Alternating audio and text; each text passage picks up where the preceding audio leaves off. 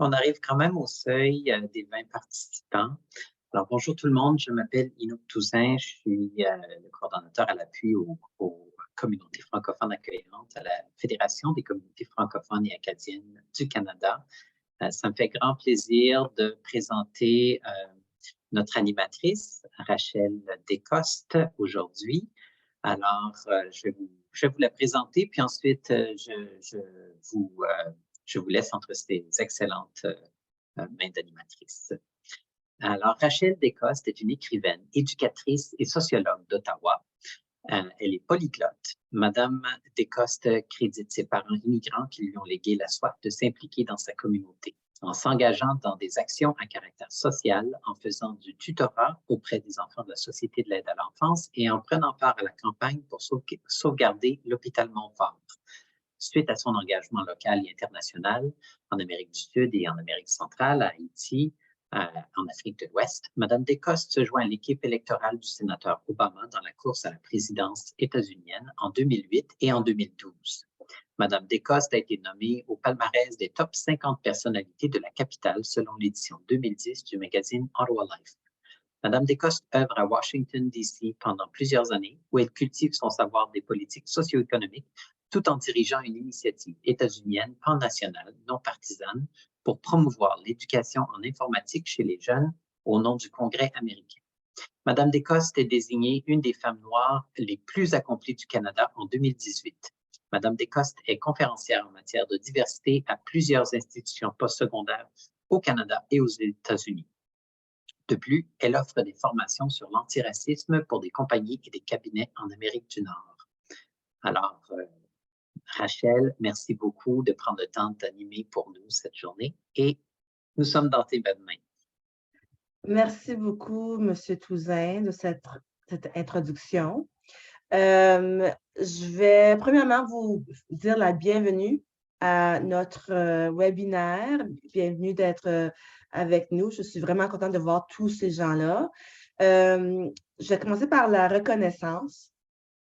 Nous sommes... Oh, pardon, j'ai oublié de dire que c'est le deuxième club de lecture de la FCFA sous le leadership du comité de pratique intentionnelle. Je vais commencer avec la reconnaissance. Donc, je vous rejoins depuis Ottawa, la capitale. La ville est bâtie sur le territoire non cédé de la nation Anishinaabe-Algonquin. Les peuples de la nation Anishinaabe-Algonquin vivent sur ce territoire depuis des millénaires et leur culture et leur présence ont enrichi et nous enrichissent toujours. Donc, je vais vous dire comment ça va se passer aujourd'hui. Il va y avoir une interview avec l'auteur du livre que nous avons peut-être pas tous lu, mais c'est correct, on va quand même pouvoir discuter. Et ensuite, on va parler à la représentante de la maison d'édition. Après ça, il y aura des questions, des commentaires du public. Donc, enchérissons avec des questions pour l'auteur. Je vais lire sa biographie. Pardon, Rachel, d'interrompre. Si tu permets, j'aimerais juste partager mon écran avec les instructions d'infotechnique. Il y a peut-être des personnes qui auraient besoin d'un petit peu d'appui. Puis ensuite, on enchaîne.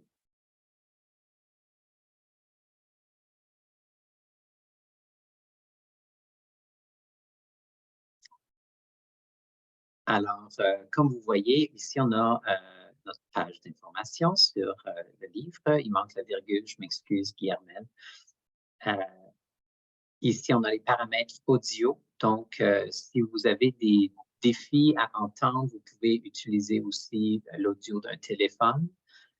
Ensuite, ici, il y a la question, la fonction questions et réponses qui est quelque chose que vous pouvez utiliser si vous avez des questions en cours de route et puis vous aimeriez les poser.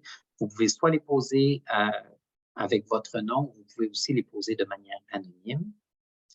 Oups. Et puis, finalement, si vous voulez intervenir quand on va vous accorder le droit de parole, vous pouvez lever la main, baisser la main avec ces petits signes ici. Merci, j'ai terminé. Merci, M. Touzin. Donc, je parle de l'auteur.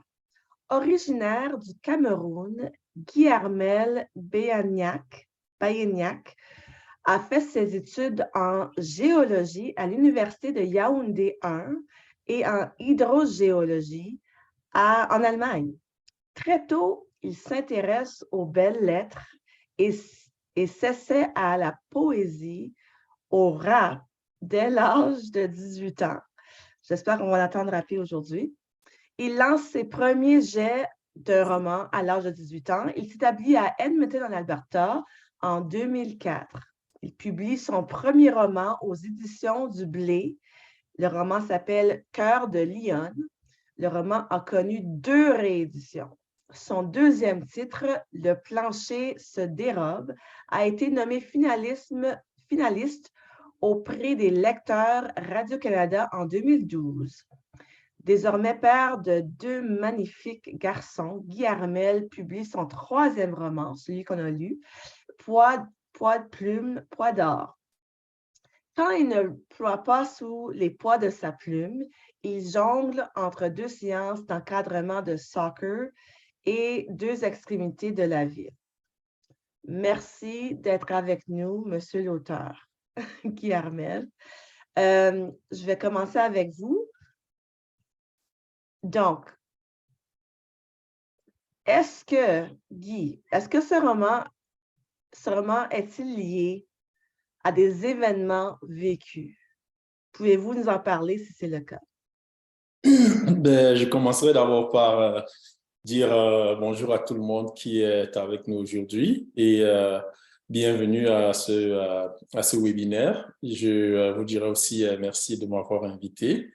Ça fait toujours plaisir de rencontrer ses lecteurs et de se faire bombarder de questions.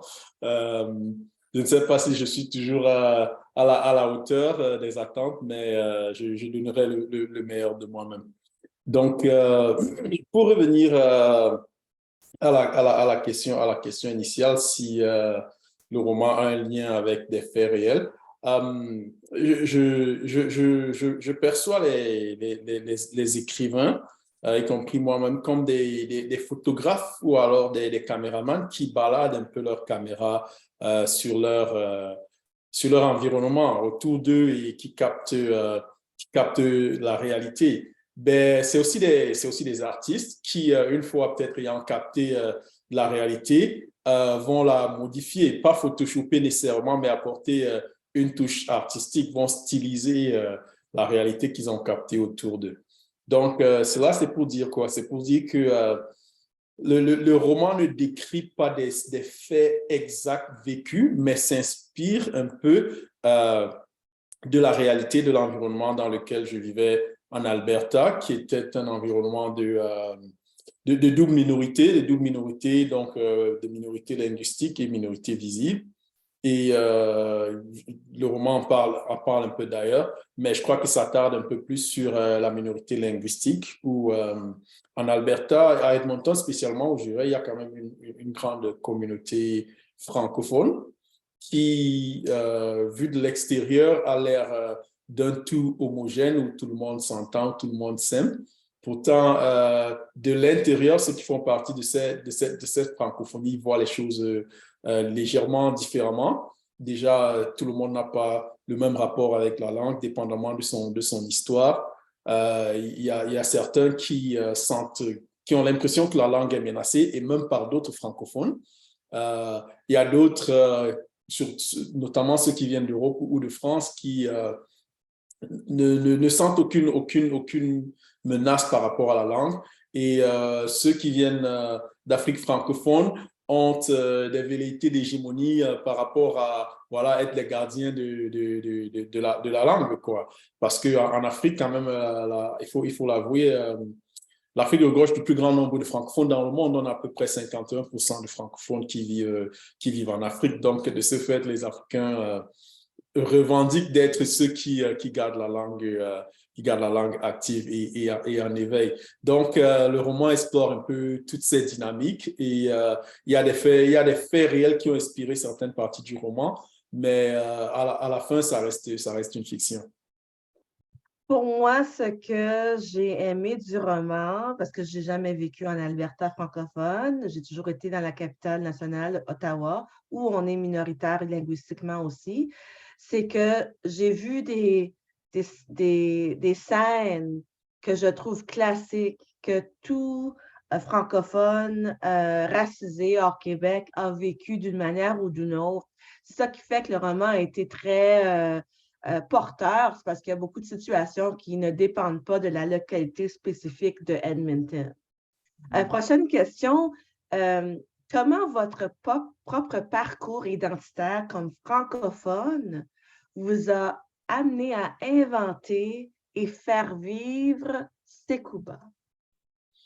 Ouais, Sekouba a été inspiré, comme je le disais, en fait, tout le roman est inspiré de faits plus ou moins réels, bien que ça reste une fiction.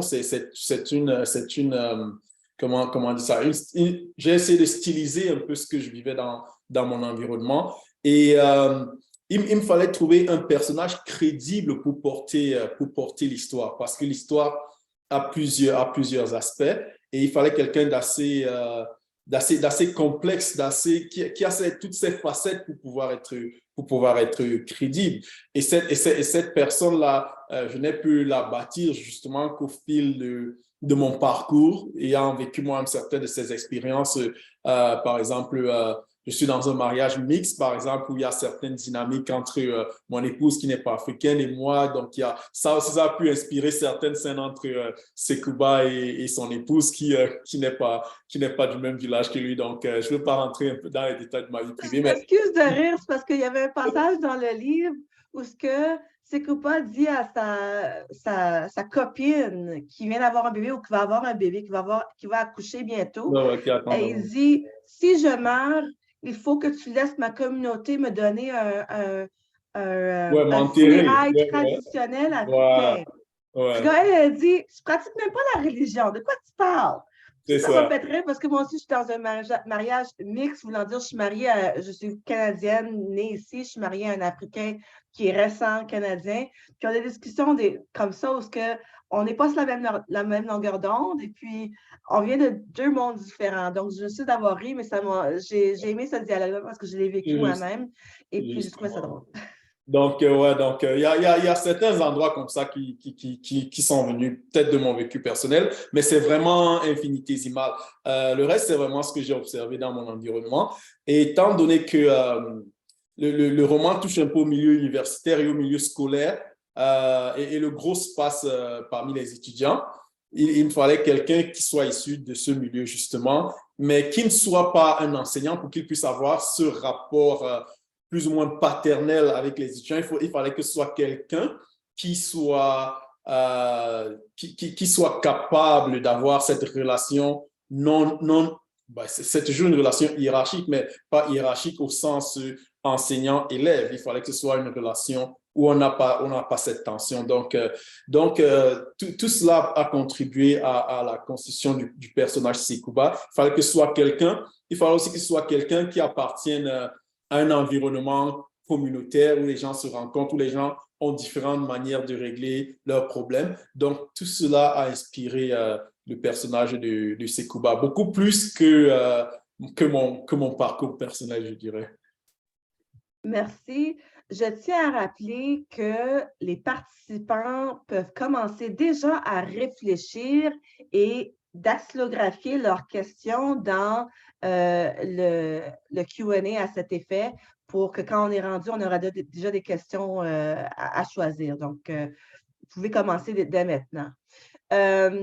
Guy Armel, pour lier le roman au mois de l'histoire des Noirs, quel est l'état, selon vous, des relations interculturelles entre les groupes racisés et la francophonie en général ou de souche? Est-ce qu'on peut accéder au poste de pouvoir? Est-ce que nous sommes membres à part égale de la francophonie pan-canadienne? Est-ce que les choses s'améliorent ou est-ce que ça s'empire? Ouais, en fait, c'est une question très, très complexe. Il n'y a pas une réponse typique parce que je crois que selon les endroits où on se trouve, les réponses sont différentes. Maintenant que je vis dans la région capitale, je vois qu'il y a quand même un très grand effort dans la région d'Ottawa de promouvoir cette notion d'équité. C'est vrai que ça ne va pas très vite, mais ça avance quand même. Ben, si je fais un flashback dans la région de l'Alberta, par exemple, on ne rencontre pas nécessairement les mêmes efforts. Quand je dis pas nécessairement les mêmes efforts, au niveau de la communauté en gros, donc pas nécessairement juste au sein de la francophonie. Donc, ça reste encore assez poussif de ce côté-là. Mais qu'à cela ne tienne, je dirais qu'au fil du temps, il y a quand même une évolution. C'est vrai que dans le roman, c'est une fiction, mais Sekouba quand même accède à un poste de responsabilité. Et la question qu'on se pose, surtout venant de l'Alberta, c'est est-ce juste de la tokenisation? Parce qu'on sait qu'en Alberta, par exemple, les gouvernements conservateurs ont toujours été au pouvoir pendant longtemps. Il y a eu peut-être une période de 5 ans sur une période de 50 ans où ils n'ont pas été au pouvoir, mais ils ont toujours été au pouvoir. Ils ont toujours été accusés de ne pas faire assez pour promouvoir la diversité, l'inclusion et l'équité. Et on a souvent l'impression justement que leurs efforts se résume à faire du tokenisme ou de la tokenisation. Je ne sais pas exactement comment le dire en français parce que c'est un mot anglais. Mais donc, c'est un mouvement que la communauté apprécie de manière, comment je dirais, peut-être mi-figue, mi-raisin. C'est bien de voir des gens évoluer, mais est-ce que ces gens évoluent justement parce qu'il y a une ouverture ou alors c'est juste pour faire taire les clameurs qui, justement, voilà, revendiquent cette ascension. Est-ce qu'on essaye vraiment d'enlever? Parce que je crois que ce qu'on recherche, c'est d'enlever les obstacles et non de promouvoir un individu. Je crois que si on enlève les obstacles et que tout le monde joue sur un terrain plat, comme on dit en anglais, a playing field, tout le monde aurait une chance d'accéder à des postes de responsabilité, à des postes de décision, grâce à son talent, grâce à ses capacités. Et je crois que c'est ce qui est le plus recherché. Et dans certaines circonstances, on a l'impression que ça se passe un peu par à coup, où une personne est identifiée et est promue à des postes de responsabilité, ou alors un groupe de personnes voilà, est promu pour dire, ben voilà, on a coché la case et passons à autre chose, quoi. Donc, je ne sais pas si ça répond à votre question ou si vous voulez un peu rebondir sur ce que j'ai dit. Je pense qu'on va répondre à la fin avec le reste des participants, mais vous avez ouvert des bonnes pistes sur le tokenisme, sur est-ce que c'est Sekouba qui a un poste, c'est bien beau qui a un poste, mais est-ce qu'il aurait pu être embauché dans son champ d'expertise aussi? Est-ce que c'est seulement le poste de diversité qu'on réserve aux personnes racisées, puis que le reste est tout de souche? Est-ce que c'est vraiment ça la diversité et l'inclusion? Dernière question pour vous. Dans le roman, il y a un chapitre qui inclut un récit de viol et d'abus d'alcool. Avez-vous pensé à mettre une notice ou un avertissement de contenu sensible? Puis si oui, pourquoi? Sinon, pourquoi? Ben, en fait, quand je l'ai rédigé, c'est vrai qu'il y a des scènes, disons, difficiles, mais ce sont des scènes qui ne sont pas montrées, mais qui sont racontées. Donc, ça veut dire que je l'ai perçu comme une distance entre le lecteur et le narrateur, ou alors et le personnage qui a justement vécu ces scènes d'abus. Et on ne décrit pas effectivement la scène de viol, mais c'est vrai qu'il y a de temps en temps des images par à coup où je crois que j'utilise justement l'expression des photos. Je crois qu'on découvre ce qui s'est passé à travers les photos quand la maman de la personne qui a été victime de ces abus passe à travers des photos. En fait, ce n'est pas une séance de viol exactement. Enfin, il y a du viol, mais c'est une séance, je crois, de bizutage qui tourne mal. Voilà, ils vont peut-être plus loin qu'ils l'avaient imaginé parce qu'ils étaient tous éméchés, ils avaient bu de l'alcool, autant de choses. Donc, je crois que cette distance-là peut-être m'empêcher de concevoir la scène comme une scène qui pourrait être choquante parce que c'est le narrateur ou alors le personnage l'a vécu dans sa peau et il fallait le retransmettre quand même avec une sorte d'authenticité. Et c'est vrai que peut-être avec du recul, on aurait peut-être pu y faire allusion, mais en même temps aussi, je dirais que le manuscrit a quand même été relu par plusieurs lecteurs qui auraient pu identifier ça si c'était vraiment d'une violence à choquer le lecteur ou alors à rendre mal à l'aise peut-être quelqu'un qui aurait vécu les mêmes sévices. Et je crois que si ça a échappé à tout ce monde, c'est peut-être justement à cause de cette distance-là. Mais un lecteur plus sensible ou alors quelqu'un qui aurait vécu pourrait se sentir effectivement choqué de revivre des scènes pareilles. Pour enchérir sur ce thème de la question, c'est qu'il y a aussi un passage dans le livre où la police débarque sur le campus pour calmer une scène. Et un des personnages, j'oublie c'est quel, qui dit je suis sain d'esprit, je suis en parfaite santé.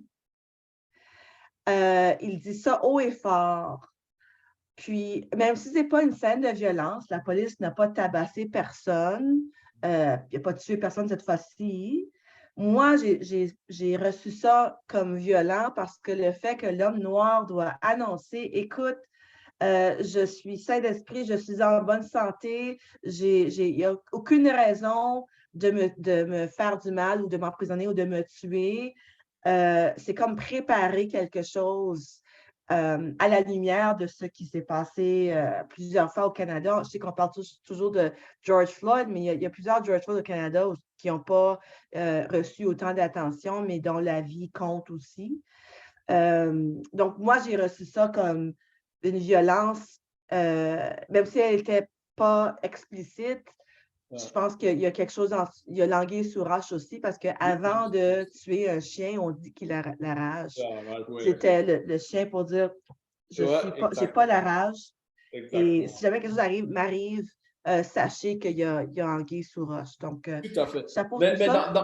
dans ce cas-là spécialement, je n'aurais peut-être pas mis d'avertissement parce que c'est aussi ça le but de l'artiste, c'est pas de faire de la peine aux gens, mais c'est de choquer souvent le lecteur. Choquer pas dans un sens négatif ou dans un sens méchant, mais c'est de le mettre face à certaines réalités. Ça sont des scènes qui ont été vécues. On a vu des gens qui sont bien portants, qui sont embarqués par des forces de l'ordre et puis plus tard, soit ils sont paralysés ou voilà, ils ont perdu la vie. Et c'est à dessein que cette scène a été faite ou alors que cette personne se sente. Et malheureusement, ça tend à être le cas puisque même les compagnies de technologie comme Apple, par exemple, et tout, créent déjà des applications dans leur smartphone qui permettent aux gens de dire « je me suis fait arrêter par la police » et ça va se mettre enregistré automatiquement.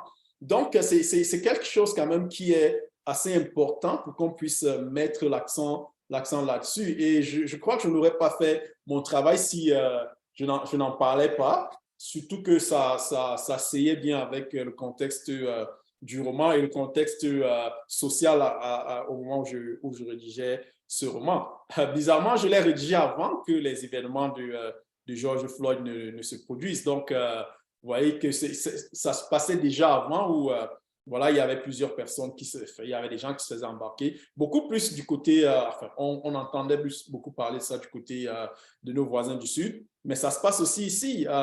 Pendant la période de Noël, on a entendu parler de quelqu'un qui avait été embarqué et mené dans une cellule qui a perdu la vie. Ça n'a pas fait les médias, mais ce sont des réalités que que nous vivons aussi. Et donc, voilà, je crois que si ça a pu choquer ou alors si ça a pu marquer, je crois que c'était le but recherché. Et, donc, moi, je dirais que c'est ce que je visais, quoi. Merci. Est-ce qu'il y a des questions parmi les participants pour l'auteur? Vous pouvez le mettre dans le chat ou lever la main virtuelle. On aimerait vous entendre s'il y a une question que vous aimeriez poser.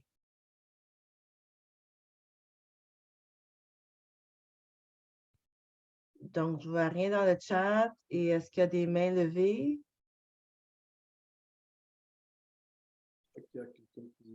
Non. Ah, je vois Estelle, je m'excuse. Je n'ai pas lu le roman, mais à travers les échanges, je suis un peu effrayée concernant le racisme.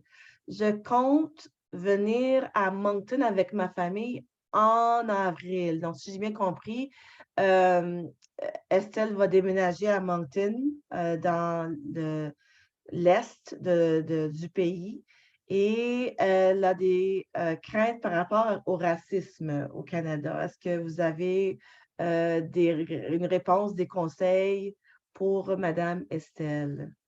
Guy. Ben, en principe, je dirais qu'il n'y a rien à craindre. D'ores et déjà, le roman, c'est une fiction et l'auteur, comme je le disais tout à l'heure, va souvent essayer de changer la réalité, de la tordre un peu pour la scénariser. Donc, voilà, c'est comme quand on regarde les films, il y a plein de pétards qui explosent. Ça, ce n'est pas nécessairement un reflet du quotidien, en tout cas pas en termes de violence de toutes les façons, parce que ça, c'est juste une mise en scène. Et en fait le roman ne se passe pas dans la région du Québec ou alors ça ne se passe pas non plus dans la région de l'Acadie, c'est pas à Moncton. Donc, le roman, c'est à Edmonton. Si quelqu'un a pu percevoir Moncton, c'est Edmonton qui est en Alberta. Mais à Edmonton, en Alberta non plus, il n'y a pas de... c'est rare qu'on fasse face à cette violence-là. On en parle parce que même si c'est un seul cas de violence, c'est toujours un cas de trop. Donc, c'est vraiment ça le nœud du problème. Je crois que les problèmes de discrimination, je crois que le roman est beaucoup plus axé sur la discrimination parce que je crois même pas qu'il y a pas une seule fois dans le roman où j'utilise le mot racisme. Donc, c'est les lecteurs souvent qui interprètent que bon, ça, c'est vraiment le racisme pur et dur. Mais je crois que c'est les événements qu'on parle, la discrimination est souvent plutôt larvée, et elle se vit par effet cumulatif. C'est des accumulations de petits actes qui, à la fin, finissent par exaspérer. Donc, au quotidien, on peut rencontrer un fait ça et là. Il y a des exemples que je prends souvent, par exemple, les gens qui n'arrivent pas souvent à bien prononcer mon nom, mais si c'était un nom comme Dostoïevski, je crois que c'est nettement plus difficile que le mien, mais j'ai jamais vu quelqu'un trébucher sur le nom de Dostoïevski, mais souvent, des gens trébuchent sur mon nom. Donc, ça sont ce qu'on appelle souvent des micro-agressions, souvent en milieu professionnel ou bien dans la vie courante, mais souvent, ce n'est pas intentionnel. Quelquefois, ça peut être intentionnel pour blesser la personne, pas au niveau du nom, mais il y a souvent des petits gestes que les gens vont faire pour blesser les gens. Mais au quotidien, il n'y a pas de raison d'être effrayé. Donc, voilà, si vous voulez déménager à Moncton ou à Edmonton, je dirais de ne pas hésiter. Moi, j'ai été en Acadie, j'étais à Shippagan, pas à Moncton, à Shippagan, mais je vous jure que c'est les gens les plus gentils que j'ai rencontrés dans ma vie. Je crois que j'en parle même d'ailleurs dans le roman. Quand Sekouba va en Acadie, il va à Shippagan, il rencontre les gens. Je crois que je le dis que c'est...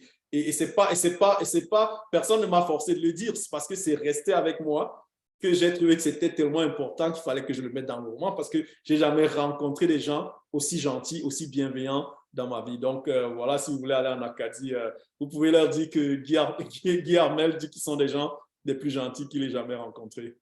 Ce que j'aime avec l'Acadie, c'est qu'il parle un différent français La langue française a été standardisée il y a, je vais vous donner 300 ans.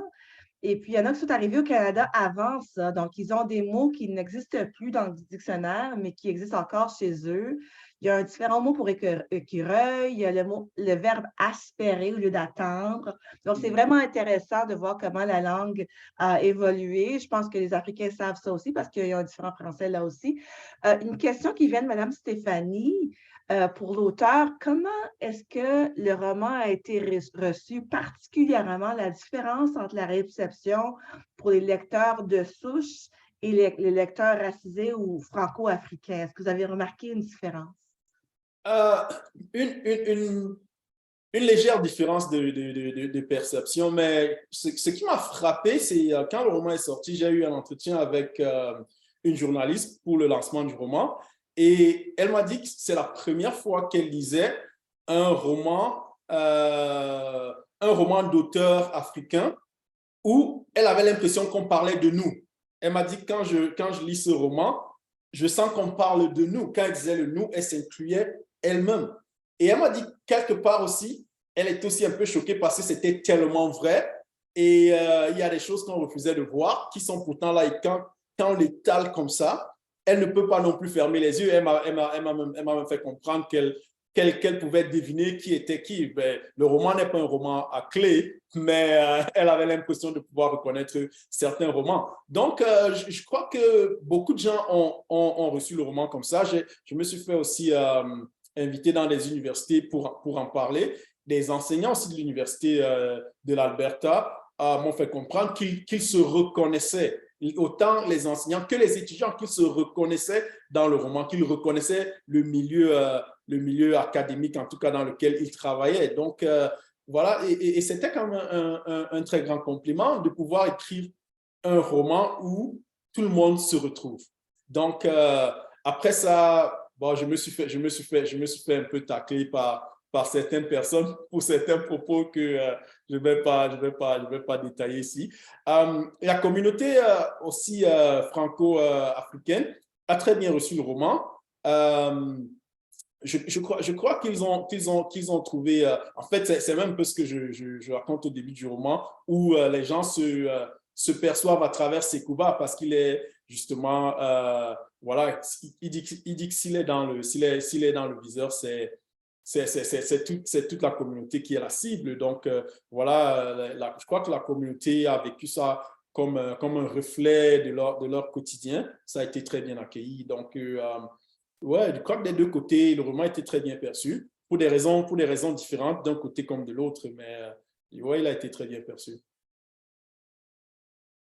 Oui, c'est ça que je pensais, c'est que c'est rare que les francophones de souche ont à conjuguer avec le fond de nos pensées. On n'a pas beaucoup de forums qui nous laissent partager le fond de nos pensées. Et puis, c'est ça que j'ai vraiment apprécié du livre, c'est que ça a mis à nu ce que pense au moins la moitié, si pas plus, des afro-descendants francophones, incluant moi. Une autre question avant de passer aux autres, parce qu'on veut aussi parler à la maison d'édition. Je vois les commentaires dans le chat, vous pouvez aussi les voir. Jessica voulait savoir si dans votre livre, vous penchez plus vers une fiction qui s'éloigne de la dure réalité que vivent certaines personnes noires au Canada, ou si vous vous penchez plutôt vers une sorte de roman qui éduclore cette réalité, donc une scénarisation qui ne met pas en lumière les défis d'intégration, microagression, tokenisme qui existent. Bon, premièrement, Jessica, je vous inviterai à lire le roman. Vous pouvez le constater vous-même. Ceux qui n'aiment pas lire, il y a aussi les lecteurs. C'est ça que moi j'ai utilisé. Pendant que je faisais à souper, j'écoutais ça, une appli qui me le lit. C'est une façon d'assimiler le roman un peu plus rapidement si on veut faire du multitasking. Mais je vais laisser l'auteur répondre à la question. Voilà, je dirais que ça, c'est une très bonne question. Le roman n'essaye de rien édulcorer, mais comme je dis, après tout, ça reste une fiction dont il est inspiré de faits avérés, pas de faits isolés, mais le fait qu'ils sont vécus au quotidien par... en fait, le roman n'est pas focalisé, comme je disais, rien que sur la communauté noire. En fait, le roman traite de la francophonie en milieu minoritaire. Donc, ça traite vraiment des interactions entre les deux communautés. C'est vrai que les principaux personnages sont des personnages d'héritage africain, mais ils traitent vraiment des interactions entre les deux communautés et du quotidien beaucoup plus de la communauté africaine que je connais, que je fréquente, dans laquelle voilà, je vis, et de notre ressenti par rapport au reste de la communauté francophone dite de souche. Donc, le roman n'essaie de rien édulcorer, ni d'exagérer quoi que ce soit, mais toujours est-il que voilà, il faut un peu scénariser pour que l'histoire puisse suivre un cours, qu'elle puisse être suivie. Donc, je crois qu'en gros, c'est ça. Je ne sais pas si ça répond à votre question ou si vous voulez élaborer davantage, mais voilà, Je pense qu'on va élaborer à la fin. Dernière question que j'ai vue, c'est en tant que noir, puis je vais voir aussi des réponses parce que je pense que ça concerne beaucoup de personnes dans la salle. En tant que noir, que pensez-vous du principe du mois de l'histoire des Noirs? Je veux renchérir sur la question, c'est que le mois de l'histoire des Noirs a été créé il y a plus que 100 ans par un Afro-Américain. C'était une semaine seulement, la semaine de la fête d'Abraham Lincoln et j'ai oublié l'autre qui est un grand noir dans l'histoire américaine, Frederick Douglass. Et puis, le but original, c'est que la population afro-américaine qui venait de sortir de l'esclavage, qui est encore dans le Jim Crow, qui fasse une semaine de sondage à l'intérieur de la communauté pour voir où est-ce qu'on est rendu vers notre cheminement collectif et individuel vers la liberté, vers l'équité, vers la justice. Quelles sont les avancées qu'on a faites depuis un an? Quelles avancées il reste à faire? Comment est-ce qu'on va travailler vers notre liberté? Et le mois, la définition, la vocation de la semaine est devenue un mois aux États-Unis et a été consacré en 1995 au Canada. Et maintenant, le gouvernement fédéral et d'autres gouvernements choisissent le thème du mois des Noirs. Je ne sais pas s'ils choisissent le thème du jour de la francophonie ou le jour des Juifs ou le jour des autres communautés, mais ils nous imposent un thème. Est-ce qu'on fait encore le sondage à l'intérieur qui a été initié dans la formation initiale de l'occasion? À vous de répondre. Mais vous, comme auteur, qu'est-ce que vous pensez du principe du mois de l'histoire des Noirs, historique ou actuel? Ouais.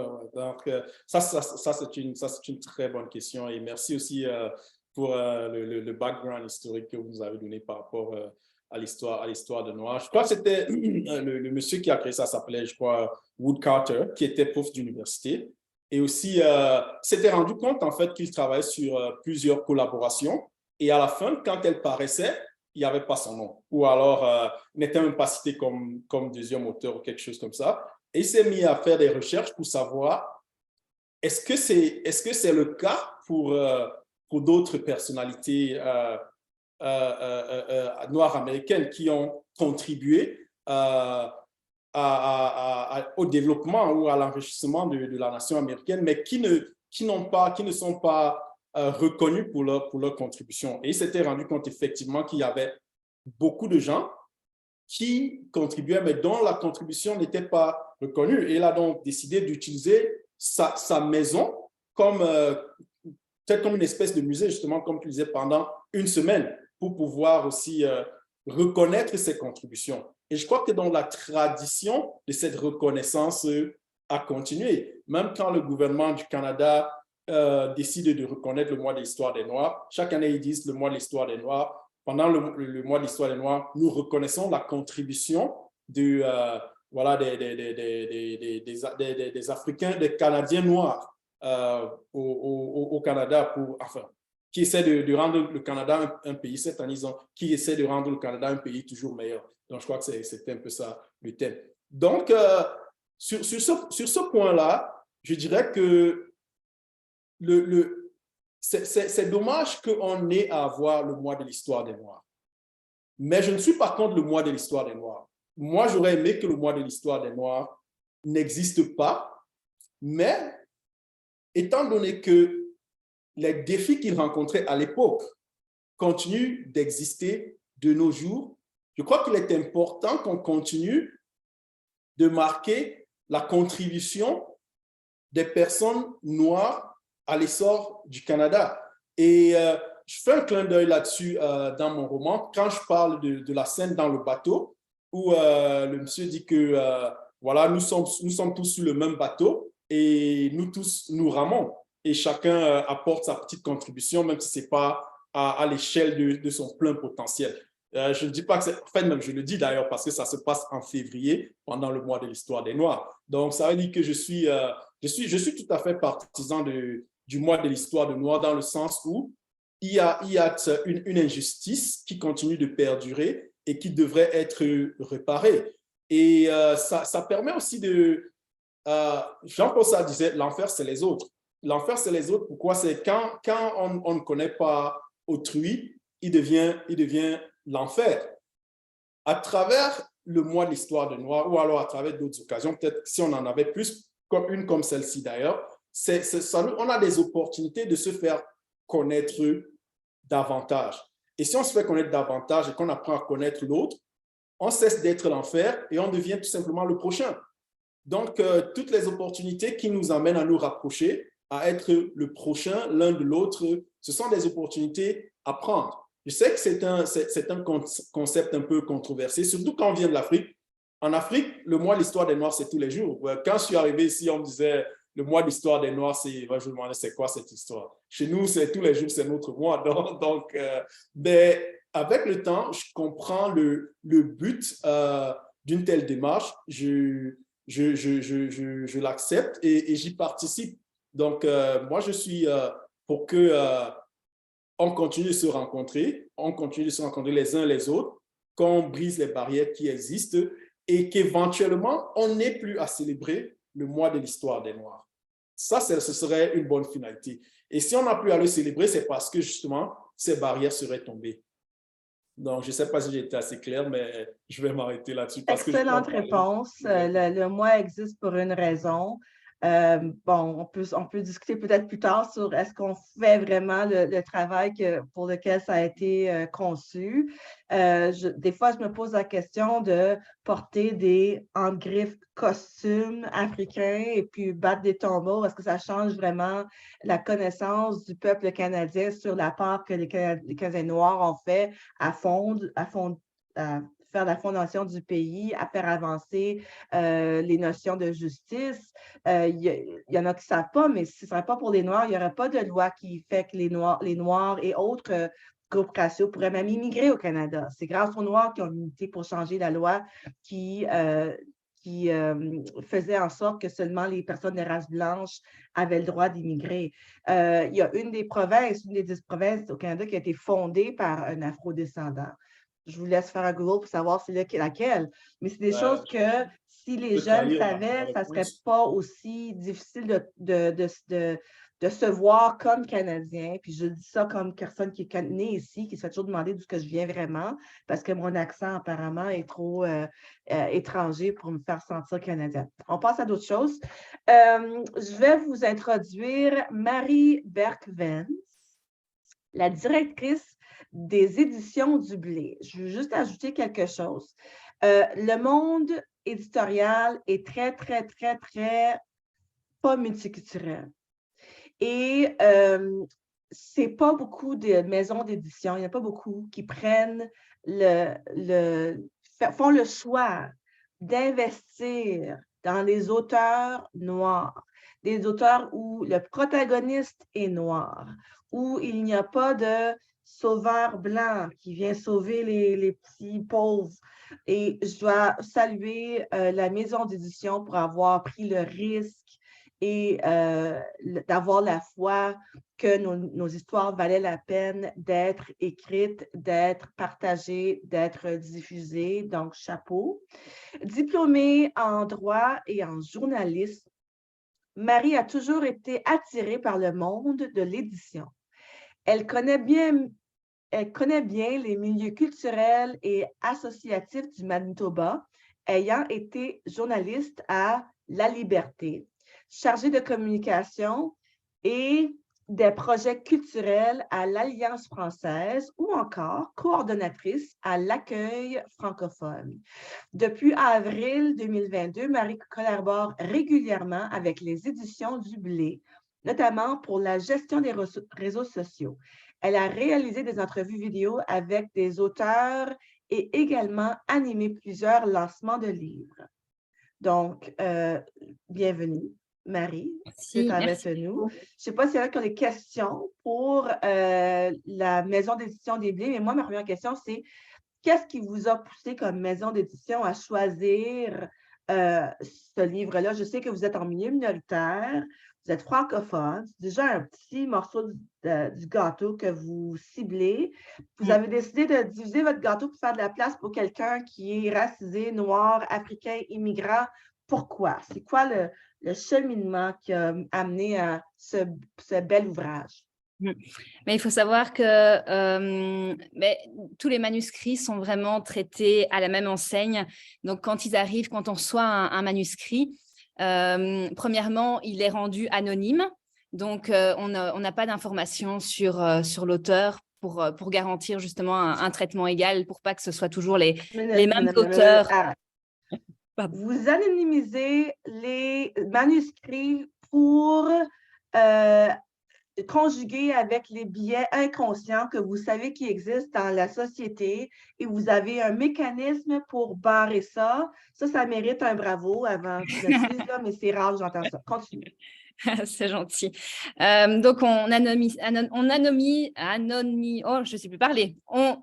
On fait pour que ce soit anonyme et donc les deux lecteurs qui reçoivent le manuscrit, tous les auteurs sont traités à la même enseigne, donc les deux lecteurs n'ont aucune idée de qui est l'auteur, etc. Et donc, à ce moment-là, ce qui se passe, c'est qu'après, les lecteurs donnent un avis. Voilà, soit on publie, mais ça demande quelques modifications majeures. Parfois, c'est des modifications de syntaxe ou au niveau de la tournure de l'histoire, où il y a quelque chose qui manque un peu. Ou alors, c'est voilà, publication, mais modification mineure. Donc là, il y a des petites choses à changer. Ou alors, voilà, il y a trop ou alors, ça demande à être retravaillé. Et donc là, on dit à l'auteur, voilà, il faut que le manuscrit soit retravaillé et on attend une autre soumission peut-être après.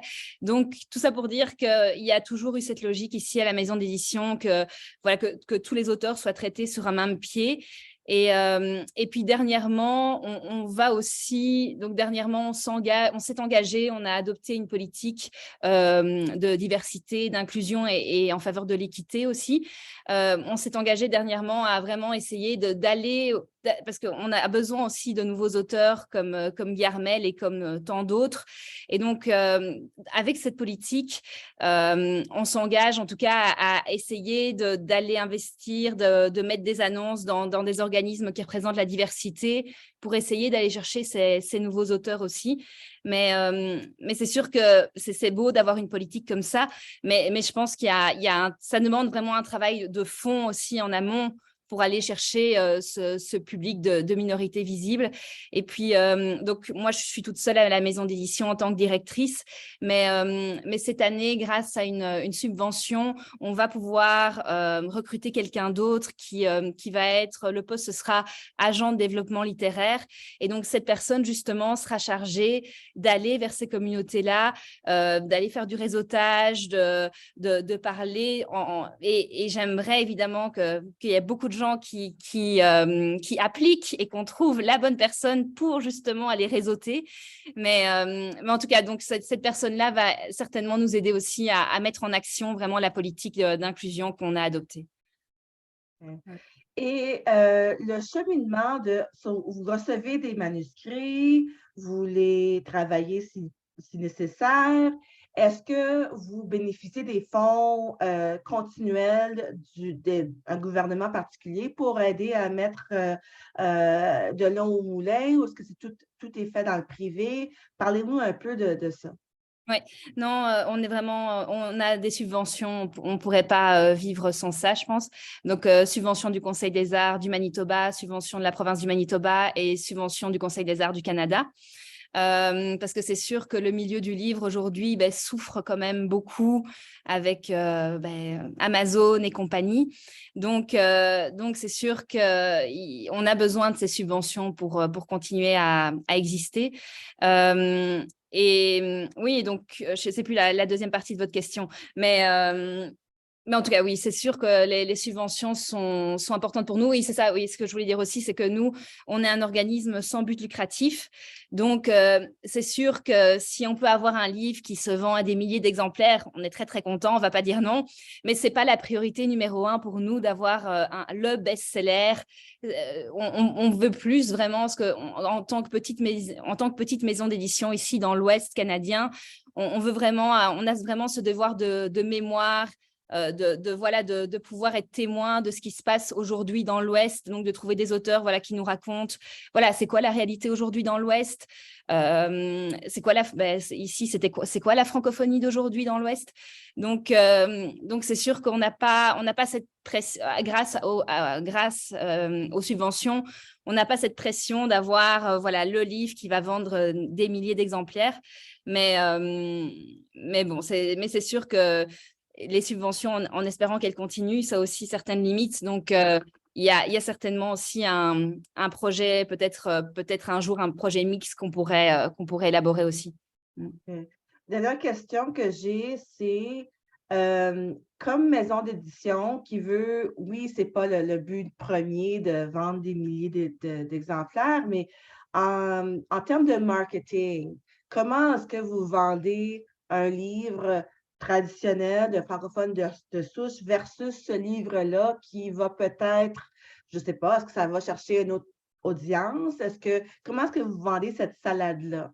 Oui, c'est sûr que ça va chercher une autre audience. On est beaucoup en contact avec les milieux universitaires, donc ici à Winnipeg, puis aussi en Alberta, mais ici à Winnipeg, on a vraiment des contacts réguliers avec l'Université de Saint-Boniface.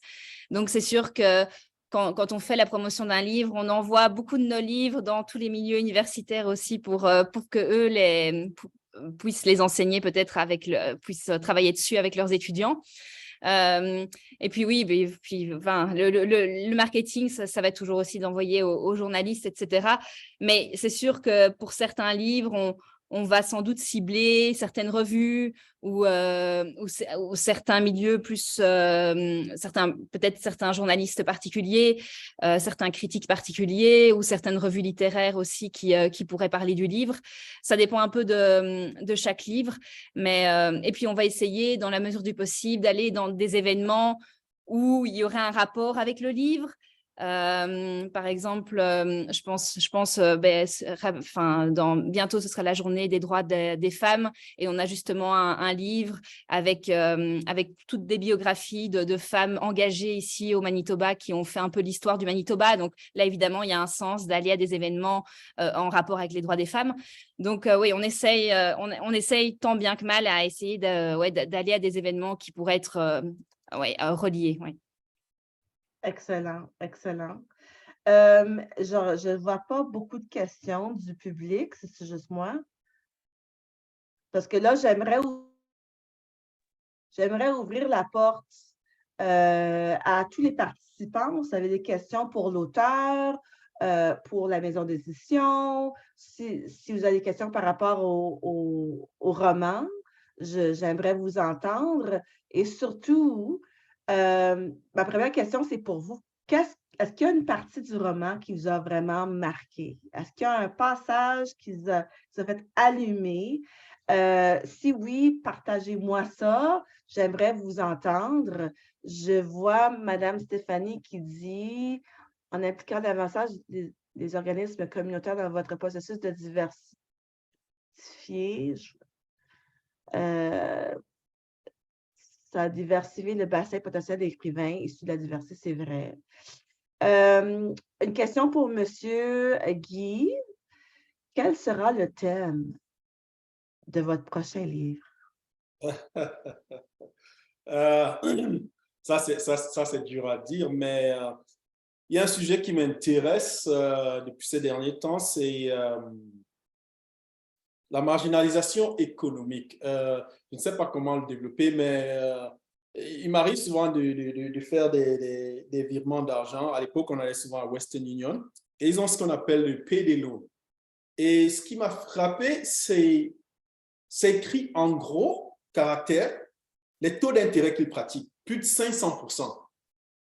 C'est vrai qu'ils le mettent au mois, je crois que c'est quelque chose comme, c'est pas moi, en tout cas un gros montant au mois. Et quand on voit ce que ça donne à l'année, c'est plus de 500%. Et j'ai remarqué qu'il y avait beaucoup de personnes, et aussi issues de l'immigration, qui avaient recours à ces crédits, donc avec des taux d'intérêt effrayants.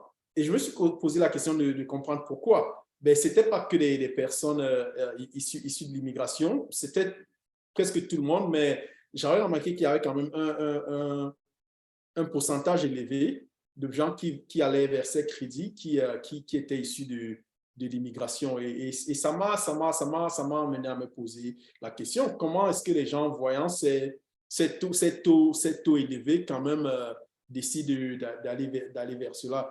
Et en poussant un peu les recherches, ça m'a amené à comprendre certaines difficultés qu'ont les nouveaux immigrants, et plus particulièrement ceux venant d'Afrique, à avoir accès au financement, que ce soit pour lancer de nouvelles entreprises ou pour diverses raisons, ou alors même des taux d'intérêt un peu plus élevés dont ils sont victimes pour certaines activités où certaines autres personnes auraient accès à des taux d'intérêt préférentiels.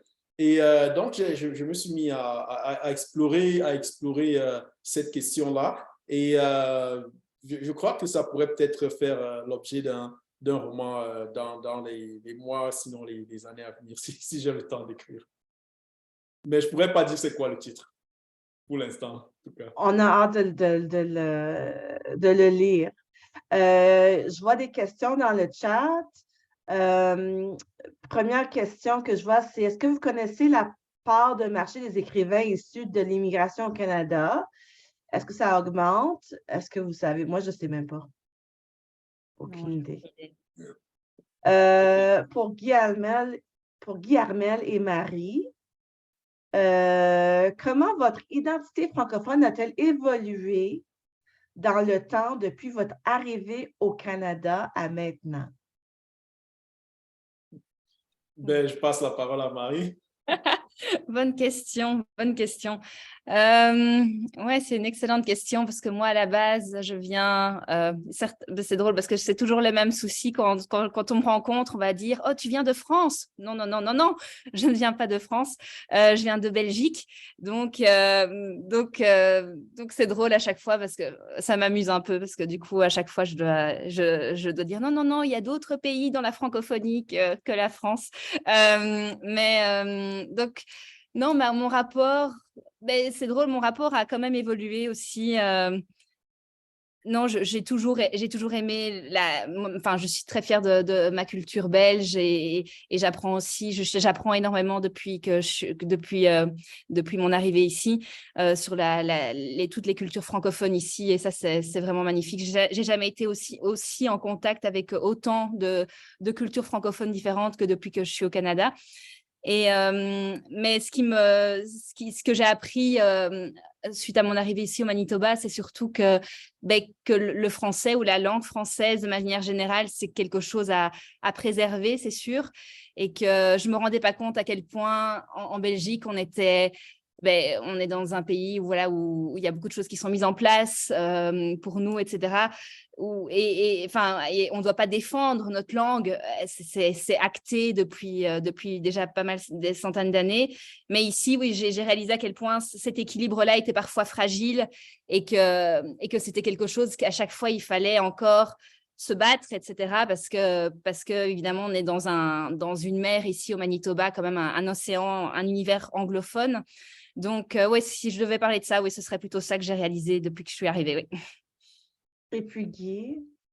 Ouais, je dirais dans mon cas, c'est un peu plus complexe parce que venant d'un pays francophone d'Afrique, on a grandi, on a été nourri, élevé, étudié en français, le français classique et autres. Et ça faisait partie, ça continue de faire partie d'une certaine manière de notre héritage linguistique.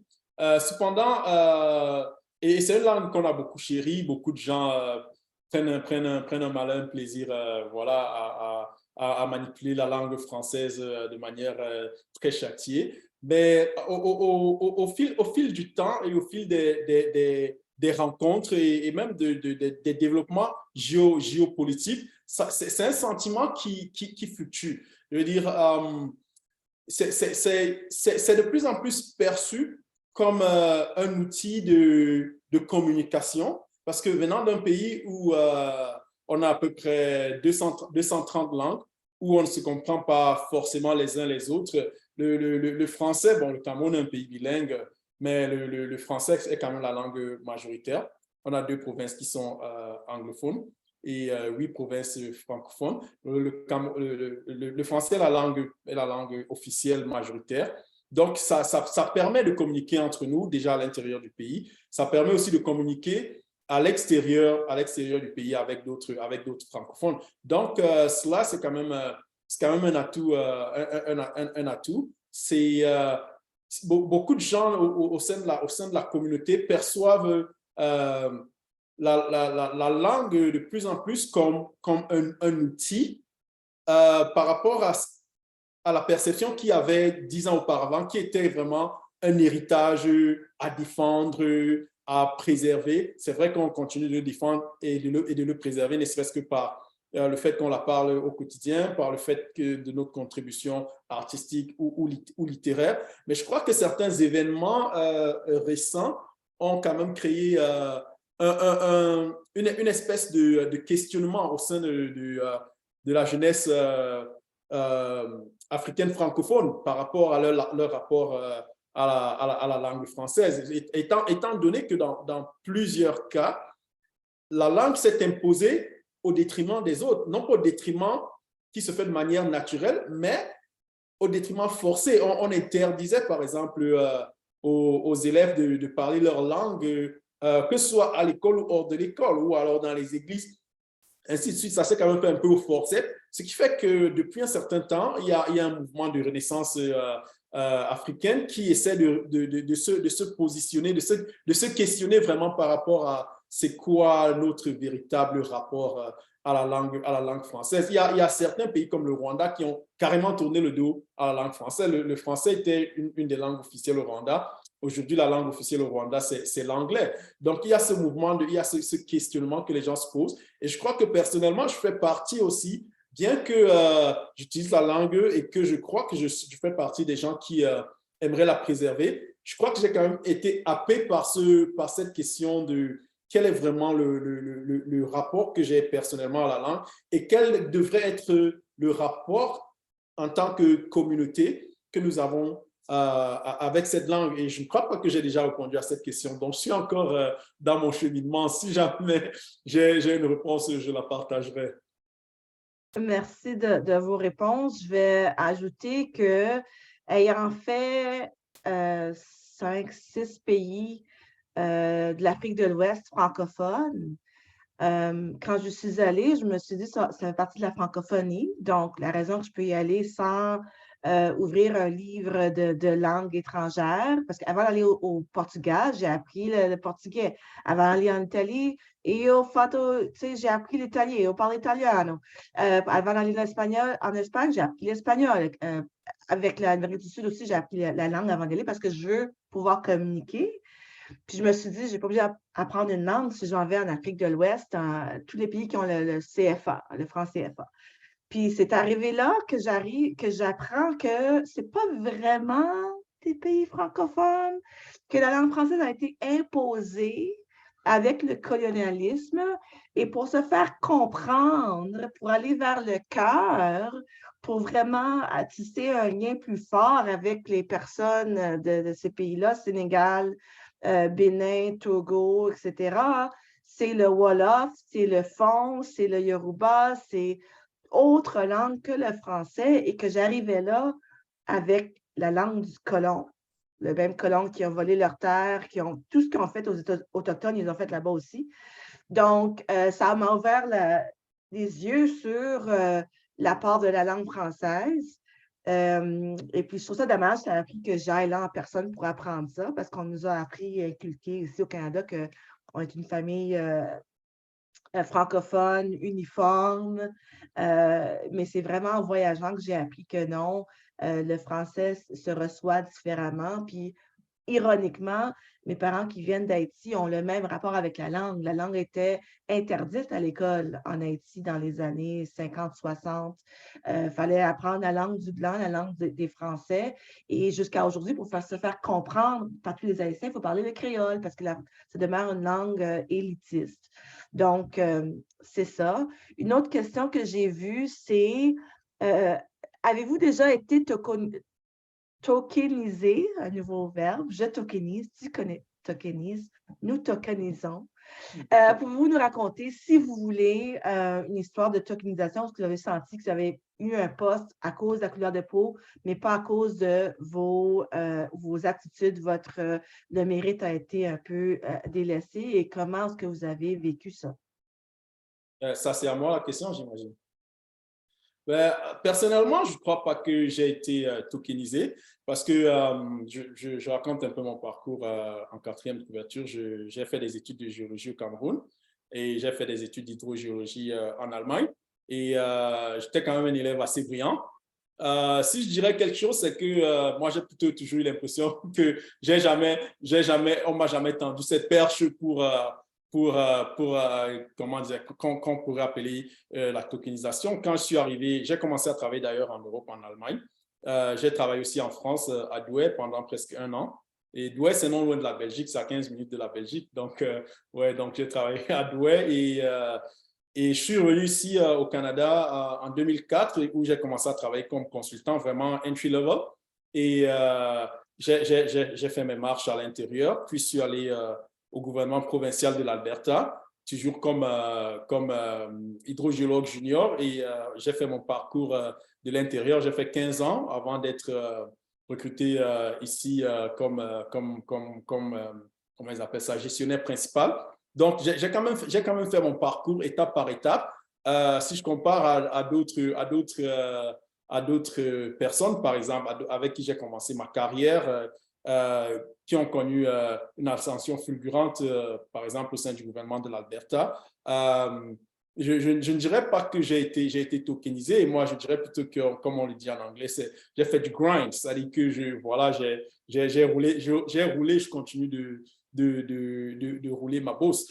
Je ne m'en plains pas parce que quelque part aussi, ça prouve que si on y met de l'effort, voilà, on fait des progrès, quoi. Donc, je crois que c'est un peu ça ma position. OK. Peut-on inscrire votre roman, M. Bayéniak, peut-on inscrire votre roman dans cette littérature militante qui tend vers un changement des mentalités parmi les différentes tensions sociales qui caractérisent la cohabitation des différentes générations d'immigrants au Canada? Quelle question? Ouais, ça, c'est une question difficile, complexe. C'est vrai que je me défends souvent d'être un écrivain militant, enfin de faire de la littérature militante, parce que j'ai plutôt l'impression juste que je promène juste mon regard autour de ce qui se passe, sur ce qui se passe autour de moi. Malgré cela, peut-être que de temps en temps, j'ai envie de donner un sacré coup de poing, comme la scène dont tu parlais tout à l'heure, où je suis bien portant, de temps en temps, on a ces pulsions de militantisme, ces pulsions d'engagement. Et c'est beaucoup plus les lecteurs qui me font comprendre que mon roman est perçu comme un roman engagé, pas que celui-ci d'ailleurs, mais mon deuxième roman aussi a été perçu un peu comme un roman engagé, justement, qui tend à mettre en évidence les tensions sociales dans ce milieu, je dirais, dans ce milieu multiculturel.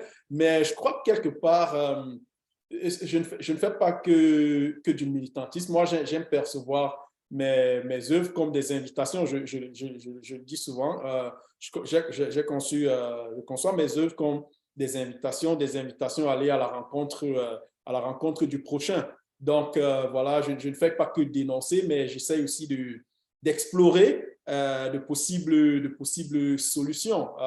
Dans le cas de ce roman, par exemple, il y a des ateliers sur l'interculturalité, je crois que c'est comme ça que j'appelle ça dans le roman, qui emmènent chaque groupe marginal à parler de soi, à se faire connaître, à se faire découvrir et à dire que, voilà, il y a un cas qui se passe sur les personnes qui vivent avec un handicap, qui disent, écoutez, il ne faut pas que vous focalisez sur mon handicap. Ça, c'est une infime partie de ce que j'apporte à la table. Il y a tout cet autre côté, ma créativité, il y a ce que je peux contribuer en tant que professionnel, en tant qu'artiste, en tant que parent, en tant que personne qui aime. Et je crois qu'en essayant de faire qu'on aille les uns et les uns à la rencontre des autres, ça peut contribuer à une ébauche de solutions, à nous faire connaître et, comme James a insisté, à faire qu'on passe de cet état, les gens n'aiment pas que je le dise parce qu'on est trop fiers de cela au Canada, mais qu'on passe de ce contexte, de ce concept que nous sommes une mosaïque à ce concept, nous sommes une fresque. Et je dis pourquoi? Parce que la mosaïque, c'est bien beau parce que ça reflète tous les reflets de la société. Mais quand on regarde la mosaïque, en effet, c'est le ciment même qui tient les tesselles de la mosaïque, c'est le même élément qui les sépare parce que les pièces se côtoient, mais sans vraiment se toucher parce qu'il y a une infime couche qui sépare les pièces les unes des autres. Et on peut facilement enlever une pièce et la remplacer par une autre. Alors que si on passe à l'état de fresque, les fresques sont vraiment imbriquées. Il n'y a pas de transition. Les pigments se touchent, les pigments sont les uns avec les autres. Et on ne peut pas enlever un seul pigment de la fresque sans endommager toute la fresque. Donc, je ne suis pas contre le fait que nous soyons une mosaïque, mais je crois qu'on pourrait évoluer vers la fresque. Donc, c'est ce que j'ai souvent tendance à dire, mais souvent, ce n'est pas bien reçu parce qu'on est tellement fiers du fait qu'on soit une société mosaïque. Bon, c'est sûr que l'image de la mosaïque avait été empruntée pour lancer, inculquer aux Canadiens qui étaient un peu chétifs par rapport à la diversité, spécifiquement raciale, s'ils étaient déjà chétifs par rapport à la diversité linguistique, à voir ça d'un côté positif. Bon, est-ce que c'est peut-être une mosaïque spécifiquement? Je pense qu'il y a de la place pour évoluer, surtout que le Canada évolue. On va recevoir 1,5 million d'immigrants l'année prochaine. 40% de toutes les personnes au Canada vont être racisées par 2041. La source première d'immigration francophone va être l'Afrique. On peut supposer que c'est l'Afrique noire et puis le Maghreb. Donc, les choses vont évoluer, puis j'espère qu'un jour qu'on pourra même en discuter des symboles qui sont vraiment rassembleurs. Je vais lire un passage qui m'a marqué du roman, page 280, pardon, j'ai plus de lunettes, je suis rendue vieille, 248 peut-être. Peut-on connaître vraiment un homme? On croit connaître ses collaborateurs, surtout un homme sur lequel un regard porté ne voit qu'une main tendue vers un sésame qu'on aimerait mieux voir attribué à quelqu'un d'autre. A-t-on le temps de connaître quelqu'un quand on ne perçoit en lui qu'une menace qui rôde? Connaît-on quelqu'un avec qui on n'a jamais dîné, quelqu'un avec qui tout contact finit par être un croc en jambe? Je suis souvent exprimée au nom de la communauté que je crois représenter, la communauté de souche. La communauté de souche. J'ai cru faire écho à leurs préoccupations, à leurs sentiments, à leurs pensées. J'avoue que personne ne m'a mandaté pour le faire. Tout ce que j'ai pu dire ou faire n'engage que moi et personne d'autre. Commentaire sur ce passage-là. Ouais, c'est un passage qui apparaît à la toute fin du livre où, en fait, il y a deux personnages forts dans le livre, je dirais 3 personnages très forts dans le livre. Et celui-là, c'est Monsieur Lepitre, qui est aussi l'un des personnages forts. Il n'est pas présent tout le temps dans le livre, mais il est toujours présent en filigrane. On sent sa présence, on sent son souffle à travers le roman, même quand on ne parle pas de lui expressément. Et il se trouve que quand on est rendu à un moment de campagne électorale, je crois que c'est les législatives, et en fait, ce qui se passe dans le roman, sans toutefois raconter toute l'histoire, c'est qu'on est dans un environnement où on a deux communautés très fortes. On a une communauté qui est d'origine de l'Asie de l'Est et une autre communauté qui est, on dirait, des francophones de souche, ou alors, voilà, qui sont quand même à un point où elles sont à plus ou moins force égale. Et par le passé, la communauté de l'Asie du Sud-Est avait une légère proportion dominante. Et donc, les élus de la circonscription, bien que ce soit la circonscription francophone, étaient toujours issus de la communauté de l'Asie, d'Asie, au point où le candidat à l'élection ne faisait pratiquement plus de campagne dans sa communauté, mais venait faire la campagne plutôt aux côtés de la communauté francophone. Et donc, monsieur Le Pitre décide de se lancer aux élections parce que la communauté francophone est aussi quand même assez grande, mais pas aussi grande, en tout cas les francophones de souche, elle n'est pas aussi grande que celle de la communauté asiatique, au point de pouvoir à elle seule gagner ces élections. Donc, du coup, le vote des Franco-Africains devient un vote primordial, d'où d'ailleurs le titre du livre, de ce petit poids plume qui pourrait déterminer voilà, le sort d'une si grande élection. Donc, ça donne une plume qui vaut son pesant d'or. Donc, le titre du livre, enfin, l'une des explications, parce qu'il y a aussi une explication un peu plus cryptique que je ne décrirai pas tout de suite de toutes les façons. Donc, d'où le titre du livre. Et donc, Le Pitre se retrouve à un point où il a besoin d'aller chercher ses suffrages. Mais il ne peut pas aller chercher ses suffrages lui-même parce qu'il n'a vraiment jamais eu de contact avec la communauté étant donné qu'il était doyen. Il avait justement ce rapport un peu hiérarchique avec les étudiants, tous les étudiants, pas que les étudiants noirs, et une distance entre lui et le reste de la communauté. Donc, du coup, il lui faut un intermédiaire. C'est un peu comme si on revient à l'histoire du mois des Noirs ou alors à la guerre civile aux États-Unis.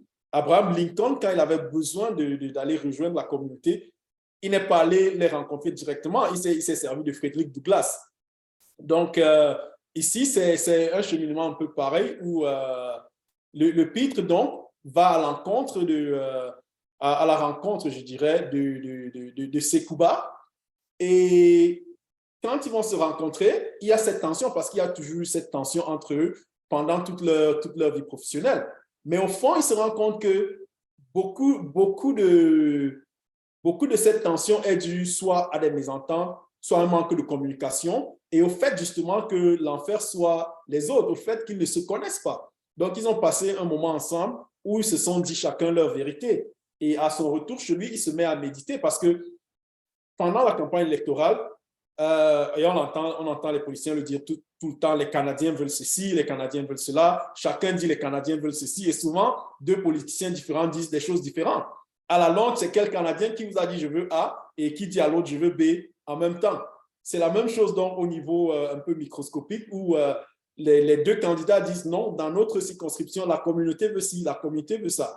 Et lors de leur rencontre, donc, il se rend compte que, ouais, il a toujours parlé au nom de la communauté, mais qu'à la fin, il ne parlait que pour lui. Il essayait de projeter ses perceptions sur la communauté, mais il n'a jamais fait un sondage pour savoir qu'est-ce que la communauté veut effectivement. À la fin, la communauté veut vivre en paix, mais souvent pour des questions de voix, d'élection, on essaie un peu de remuer les charbons parce que c'est ça qui est porteur, c'est ça qui est vendeur, c'est ça qui attire les spots télévisés et autres, mais il se remet donc en question, il se dit, ouais, effectivement, est-ce que j'ai reçu quitus de parler au nom de la communauté ou alors est-ce que je parle à mon nom? Et il se rend compte qu'effectivement, c'est vraiment sa voix qu'il porte et non la voix de tout le monde. Donc, c'est un peu dans ce contexte que se situe. Je suis d'accord. La prochaine question, je pense qu'elle va interpeller tous les participants. Donc, je vous invite à lever la main, Fanny aussi. Selon vous, les communautés francophones sont-elles inclusives vers les personnes noires? que conseillez-vous pour développer leur inclusion? Il y a un passage, page 121, dans lequel on lit mes parents sont partis du Soudan il y a plus de 20 ans et se sont installés ici. Je suis née ici. Je n'ai jamais mis les pieds au Soudan. Je ne suis jamais sortie du pays pour défendre les couleurs avec l'équipe de judo de l'université. Voulant dire, je peux pas porter le drapeau canadien, même si je suis née ici. Puis on peut présumer qu'un Soudanais est de race noire. Qui veut répondre à la question, l'auteur ou autre? Je crois que Fanny avait la main levée. Hein. Fanny, allez-y. Oh, excusez, j'avais une question avant ça. Je n'ai pas compris votre question. Pouvez-vous répéter? Bon, la question, c'est selon vous, est-ce que les communautés francophones sont inclusives envers les personnes noires? Et sinon, qu'est-ce qu'on conseille pour remédier la situation?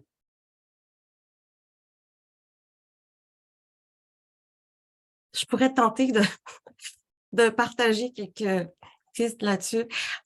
J'avais une question par rapport à ça, mais je peux m'embarquer. Je crois que l'inclusivité est vraiment utilisée à toutes les sauces aujourd'hui, comme si diversité, équité, inclusion sont des mots de nature un peu marketing.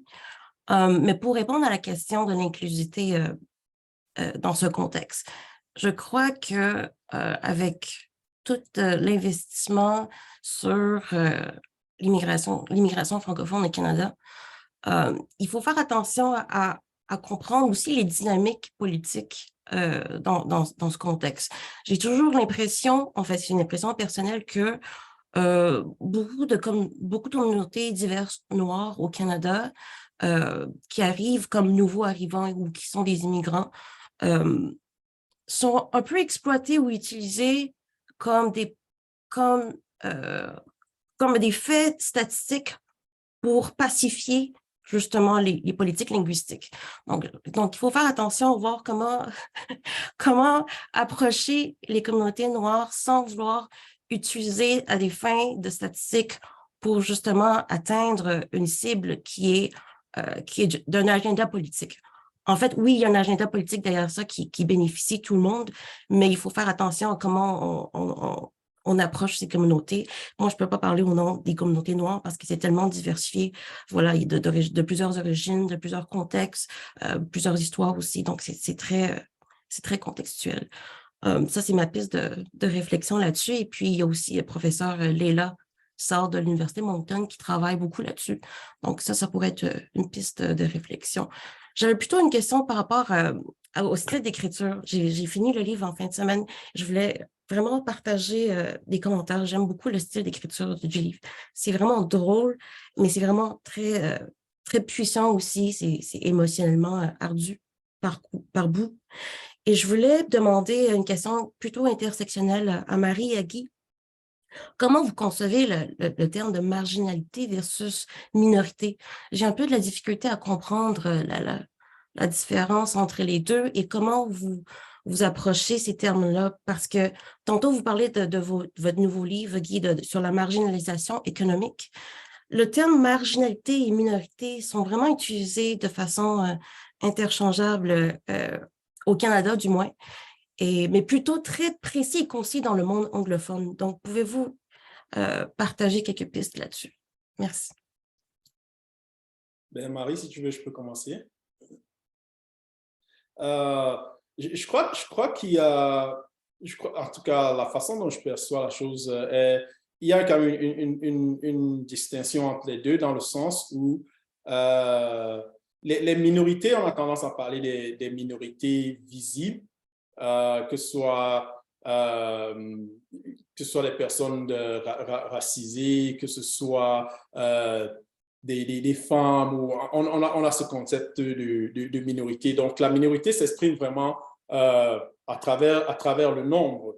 Et la marginalité, je crois que c'est plutôt un statut. On peut ne pas être personne de minorités visibles. Dans le cas de la scène dont vous parliez tout à l'heure du bizutage, donc l'équipe de hockey, c'était des gens qui étaient des hommes blancs forts, voilà, qui ne souffraient de aucun handicap, mais qui sont toutefois aussi marginalisés, qui ont une communauté de marginaux dans le sens où c'est des gens qui ont connu une certaine injustice et peut-être qui n'a pas été réparée, en tout cas pas été réparée comme cela se doit, mais qui se sont retrouvés entre eux et qui essayent vraiment de faire avancer cette cause.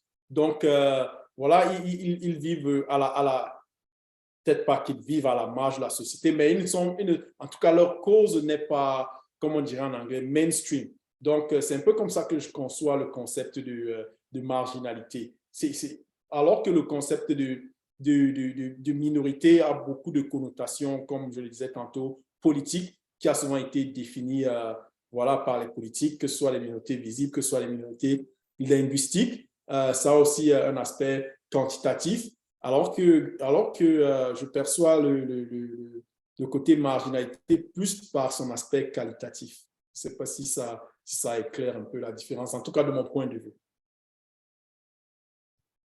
Je reviens à la question précédente, puis tout un chacun peut répondre. Est-ce que les communautés francophones sont inclusives envers les personnes noires?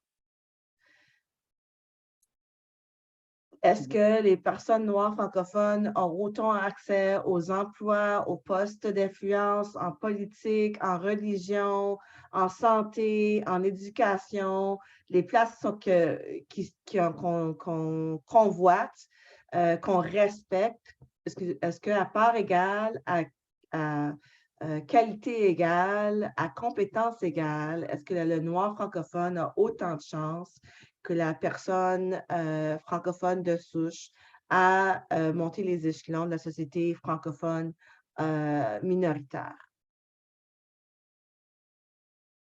Si je pouvais m'attarder là-dessus, je ne crois pas que je ne crois pas que j'aborderais la question dans le sens est-ce que les communautés francophones sont plus accueillantes? Parce que, dépendamment de ce qu'on appelle communauté francophone, si on prend le cas du Québec, ce n'est pas une communauté au sens où on perçoit souvent les communautés en tant que, voilà, peut-être des groupes de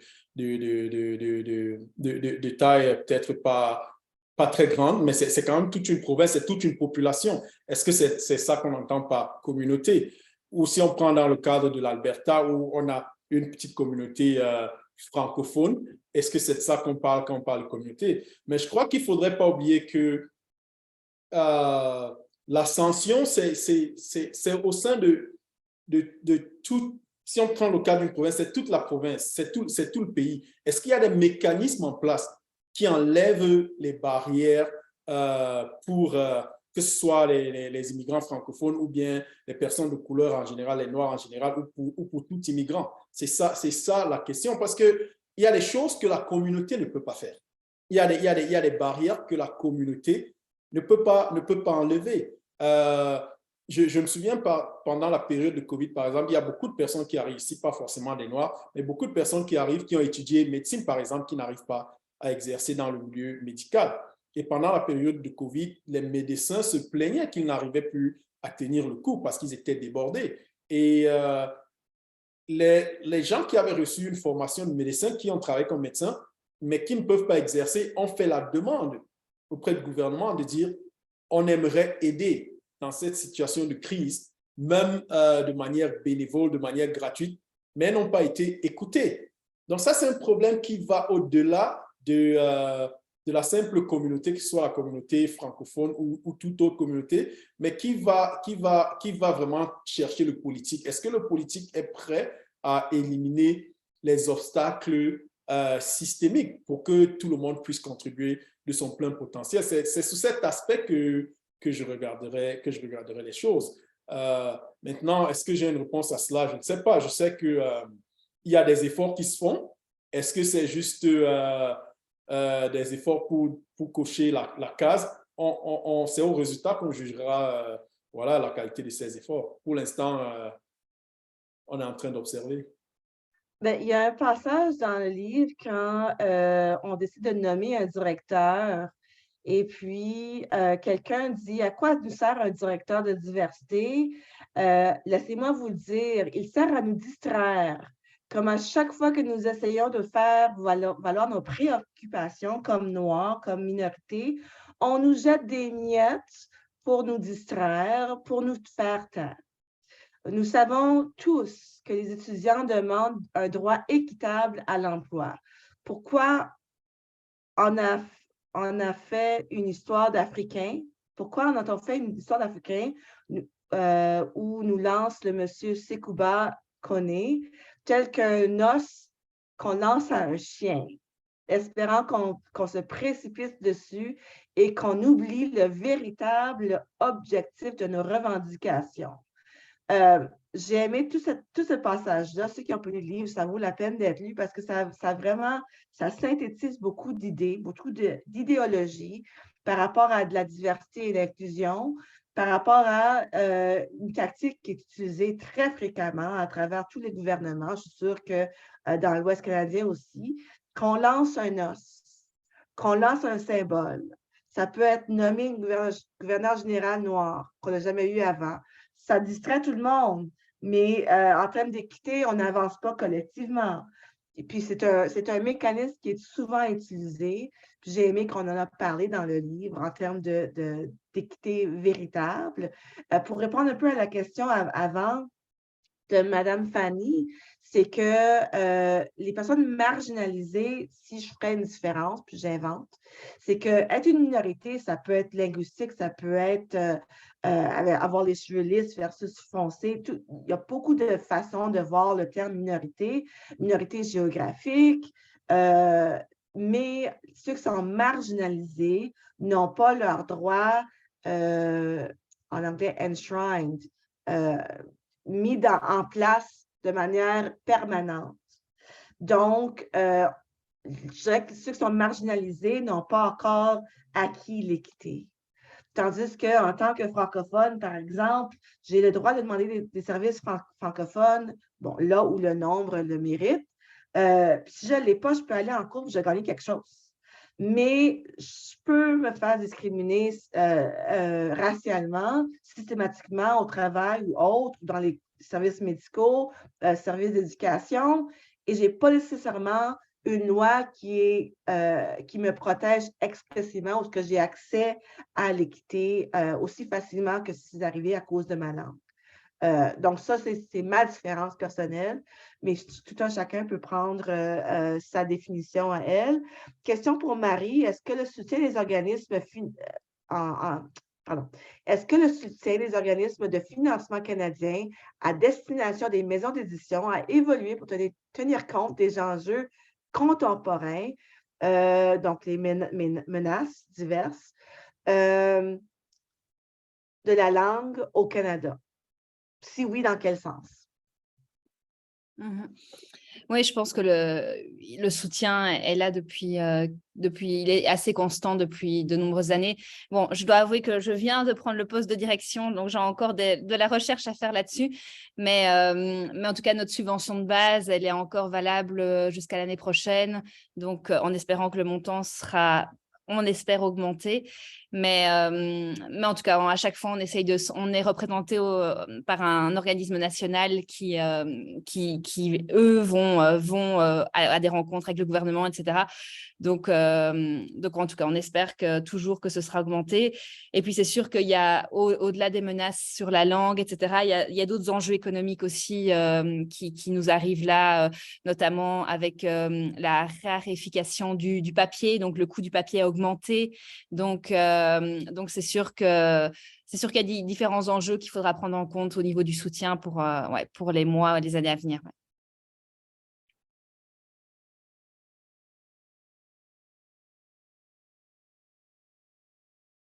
Ah, ton micro, Rachel, pardon. Je m'excuse. Une autre question. Quelles sont les principales recommandations que vous donnez à la communauté francophone en général, notamment à la communauté noire? Est-ce qu'il y en a qui veulent essayer cette recommandation? Je vais peut-être commencer en disant une chose qu'on reproche aux nouveaux arrivants, spécifiquement ceux qui sont noirs. c'est que la raison qu'ils peuvent immigrer, le cheminement qui a déjà été fait en termes d'équité a été fait souvent à cause que des communautés noires qui ont pris des risques, qui sont tombés dans la rue, ils ont perdu leur job, ils ont revendiqué avec beaucoup de risques pour arriver où ce qu'on est là aujourd'hui. Et souvent, puisque plusieurs d'entre eux viennent des pays qui ont été eux-mêmes colonisés, ils ont une vision très colonisatrice des Afro-Américains ou Afro-Canadiens, des gens qui chialent tout le temps, qui ne travaillent pas, qui ne sont pas éduqués. Et on les a inculqués qu'ils sont mieux que les Afro-descendants ici. Ils n'ont pas passé par l'esclavage, ils n'ont pas à fleur de peau le mot en haine, le blackface et d'autres choses qui rappellent les mauvais souvenirs pour ceux qui sont ici depuis plusieurs générations.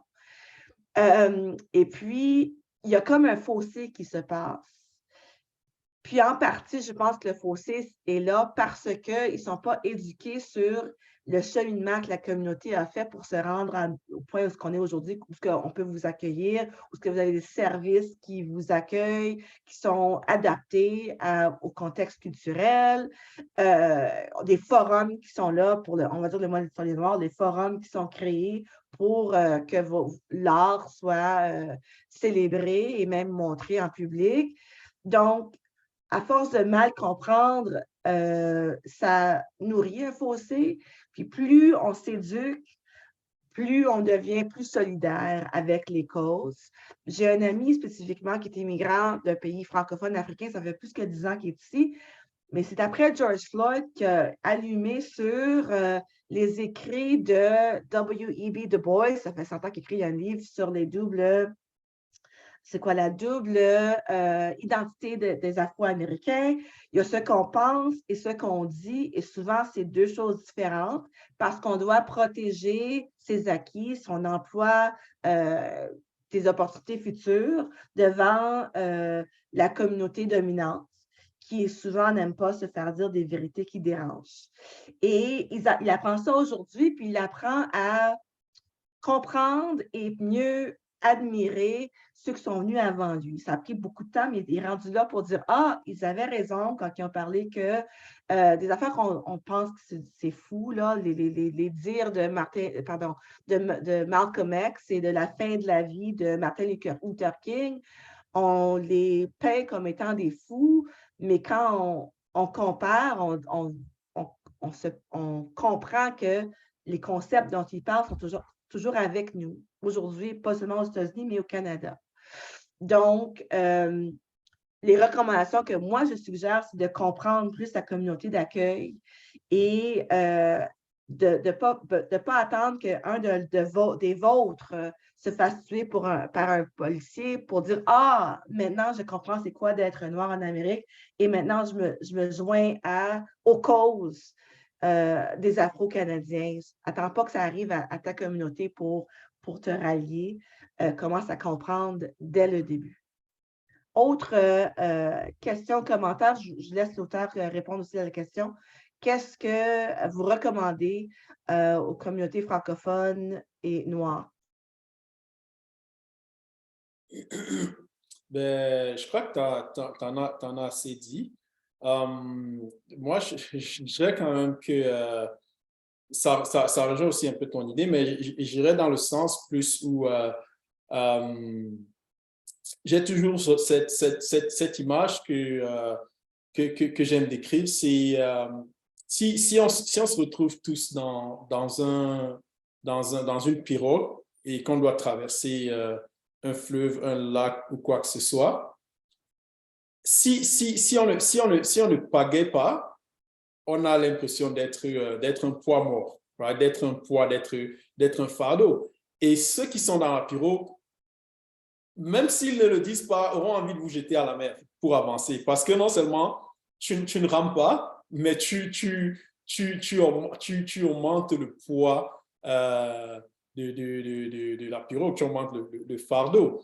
Et c'est souvent une perception que les gens ont, surtout face aux immigrants noirs qui se disent qu'ils sont là pour soit voler leur emploi, soit bénéficier des services sociaux, ainsi de suite.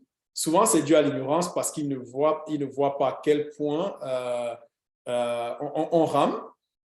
Comment est-ce qu'on va rendre ça un peu plus visible? Et j'utilise le mot ramer exprès parce que ça prend de l'effort. Donc, quand je dis on rame, on travaille vraiment beaucoup. Souvent, ce n'est pas visible. Souvent, c'est, comment dire ça?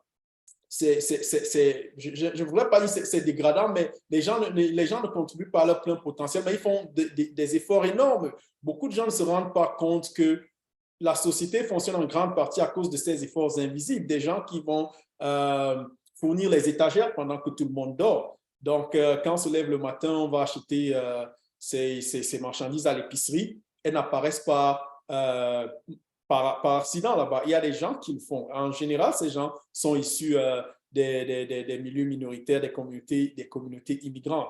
Mais ça, c'est des choses qui ne se voient pas. Ça fait partie de la rame. Mais je dirais qu'il ne faudrait pas qu'on rame seulement de manière cachée. Il faudrait vraiment qu'on laisse éclore notre talent. Et je crois qu'il y a des gens qui sont aussi un peu timides, qui hésitent à revendiquer ce qui leur revient. J'en fais un peu allusion dans le roman quand on parle des élections où Sekouba n'a pas envie de voter parce qu'il se dit que voilà, c'est pas ma chose, je laisse ça aux Blancs, c'est leur chose. Mais il faudrait qu'on s'implique aussi donc, dans la vie politique, qu'on vote, qu'on participe aux campagnes électorales, qu'on soit visé. Et pourquoi pas que nous aussi, on se présente aux élections. D'ailleurs, à un moment donné, j'ai failli faire en sorte que Sekouba décide de se jeter dans la campagne électorale, mais j'ai arrêté parce que ça rendait les choses encore un peu plus tordues et ça s'éloignait de mon sujet principal. Mais je crois qu'il faudrait qu'on s'implique davantage, qu'on s'implique aussi de manière visible. Et souvent, la récolte n'est pas immédiate. Souvent, la récolte n'est pas pour soi, ce n'est pas ici et maintenant, mais ça peut être aussi pour des générations futures. Mais quand on est dans une pirogue, il faut ramer et il faut s'assurer que les gens sachent qu'on rame. S'il faut ramer en criant « il faut le faire. Right? Il ne faut pas seulement ramer de manière timide. Là, donc, je ne sais pas si cette allégorie fait du sens, mais je crois que c'est ce que je donnerais comme conseil.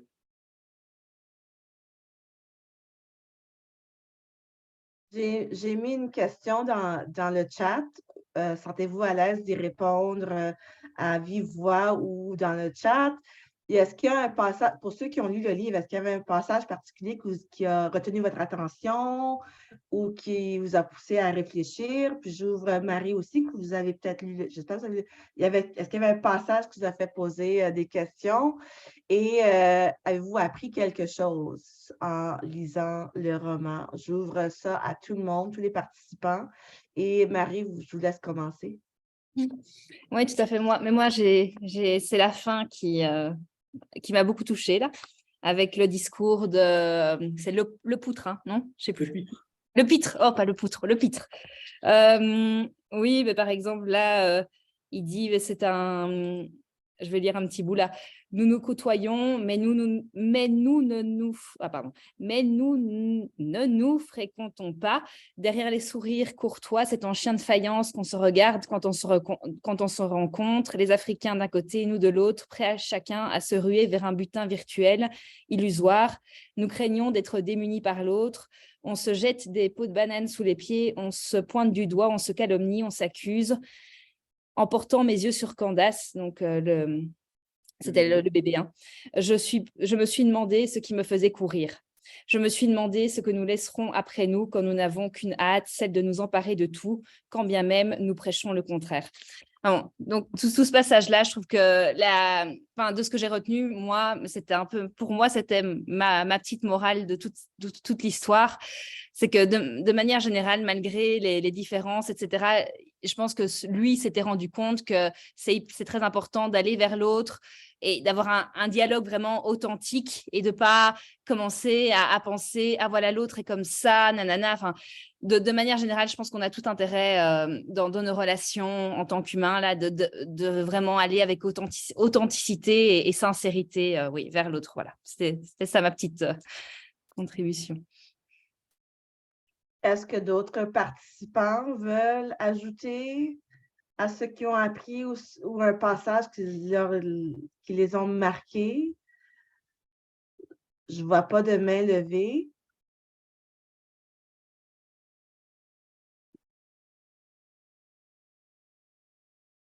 Bon, je vois un commentaire. Pardon, Fanny. Faites étude de l'histoire, moins on est nombreux, plus on est solidaire. Les francophones de Saint-Joseph s'étant toujours sentis en situation de double minorité, s'étaient soudés d'une solidarité légendaire, frisant parfois le culte. Tout ce qui touchait à la francophonie la remettait en question, la menaçait de près ou de loin, déchaînait des passions semblables au fanatisme. Depuis peu, pourtant, cette solidarité était soumise à rude épreuve. Elle avait connu bien des remous auparavant et n'en était ressortie que plus forte. Cette fois-ci, la dingue semblait fuiter.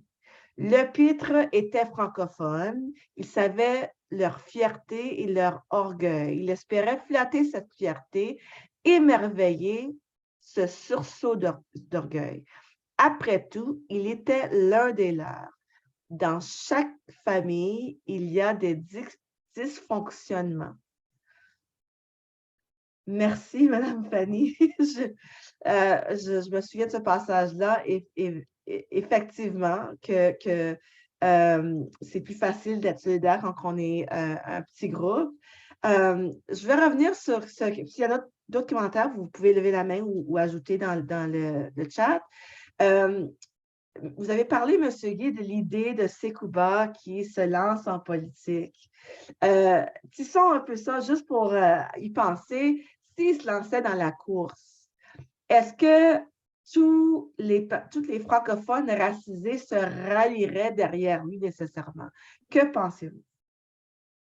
Je crois que la réponse se trouve au tout début du livre où il dit, voilà, en lui, tous se voyaient, tous se projetaient, tous se miraient. Mais je ne crois pas que ce serait assez de compter sur un poids plume pour gagner l'élection en soi, right? Le poids plume ne devient que poids d'or lorsqu'il s'ajoute à quelque chose de déjà assez consistant. Donc voilà, si Sekouba se lançait, est-ce qu'il parviendrait à fédérer toutes les communautés qui se regardent en chien de faïence, comme on le dit dans ce chapitre?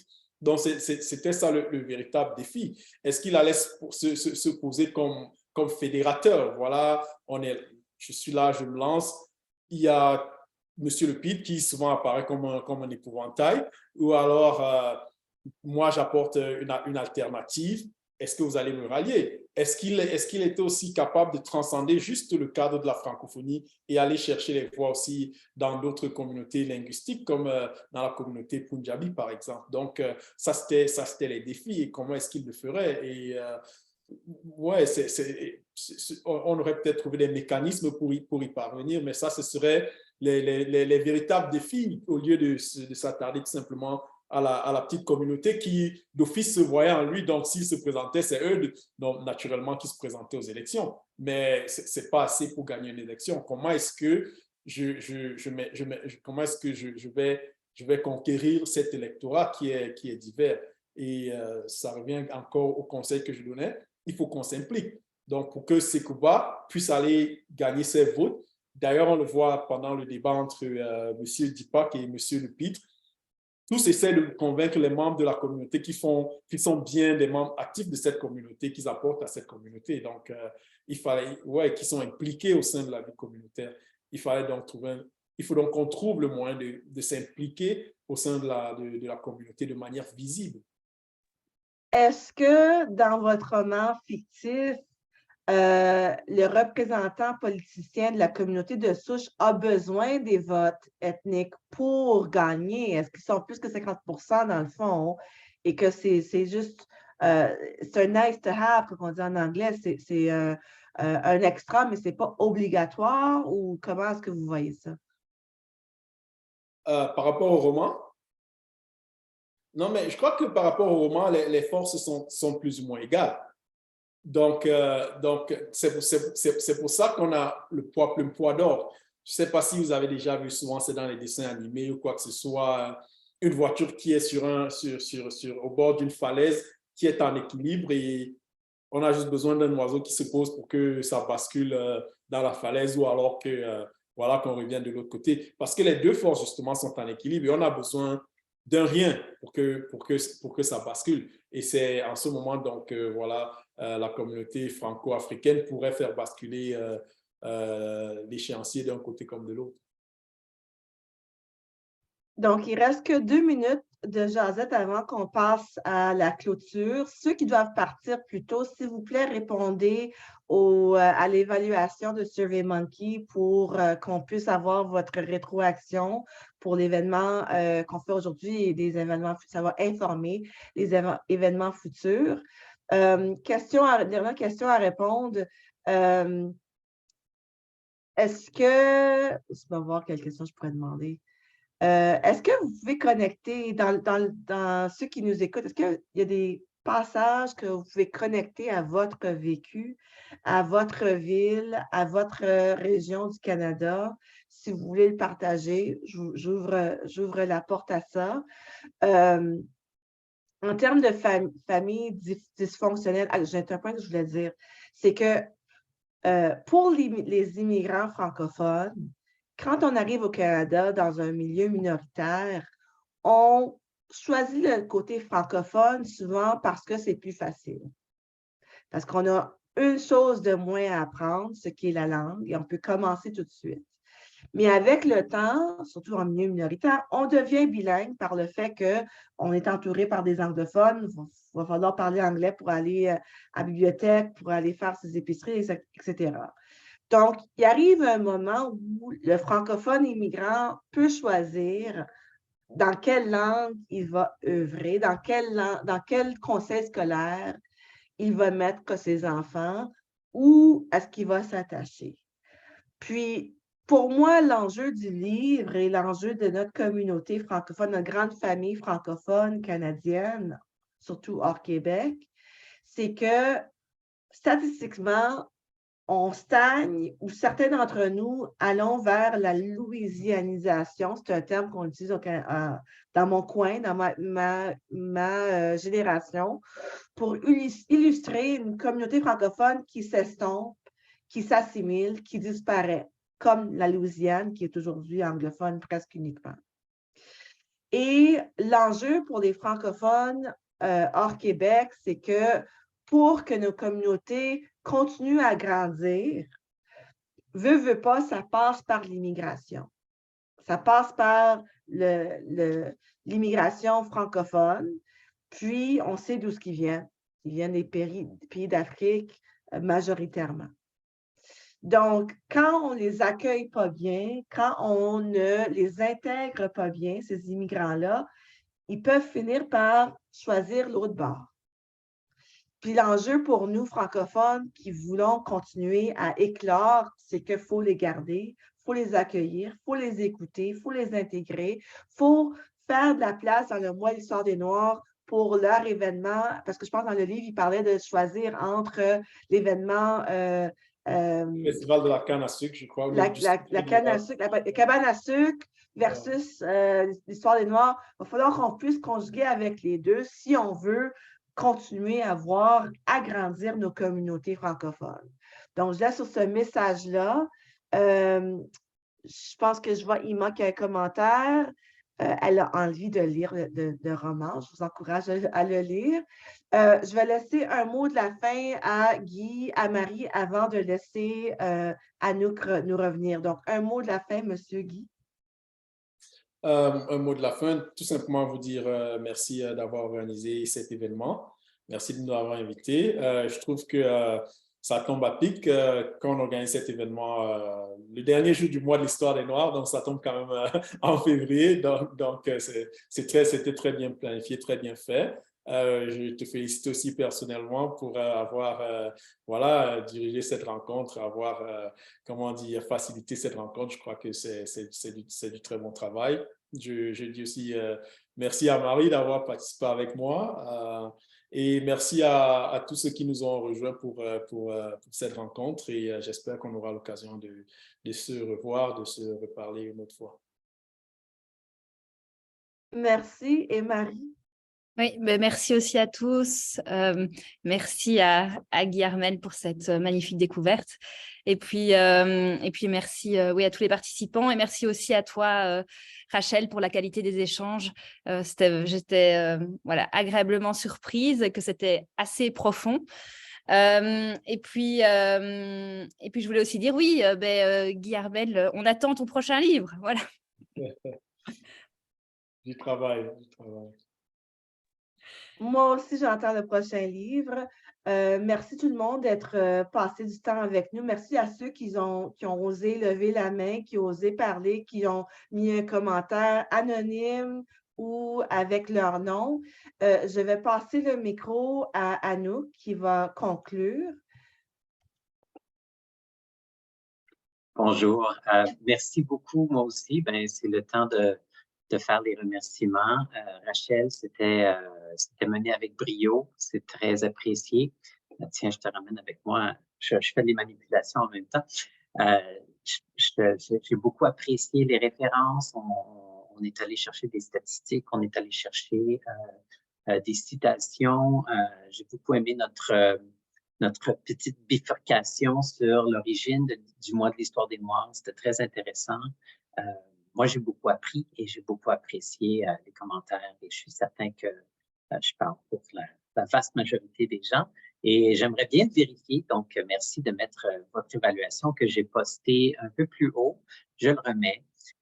C'est important pour nous. Et là-dessus, je vais vous souhaiter une excellente journée à tous et toutes et bonne conclusion au mois de l'Histoire des Noirs. Et puis, j'espère vous revoir à d'autres événements et au prochain club de lecture. N'hésitez pas non plus à nous faire des recommandations de livres pour qu'on puisse continuer cette aventure littéraire. Merci. Au revoir.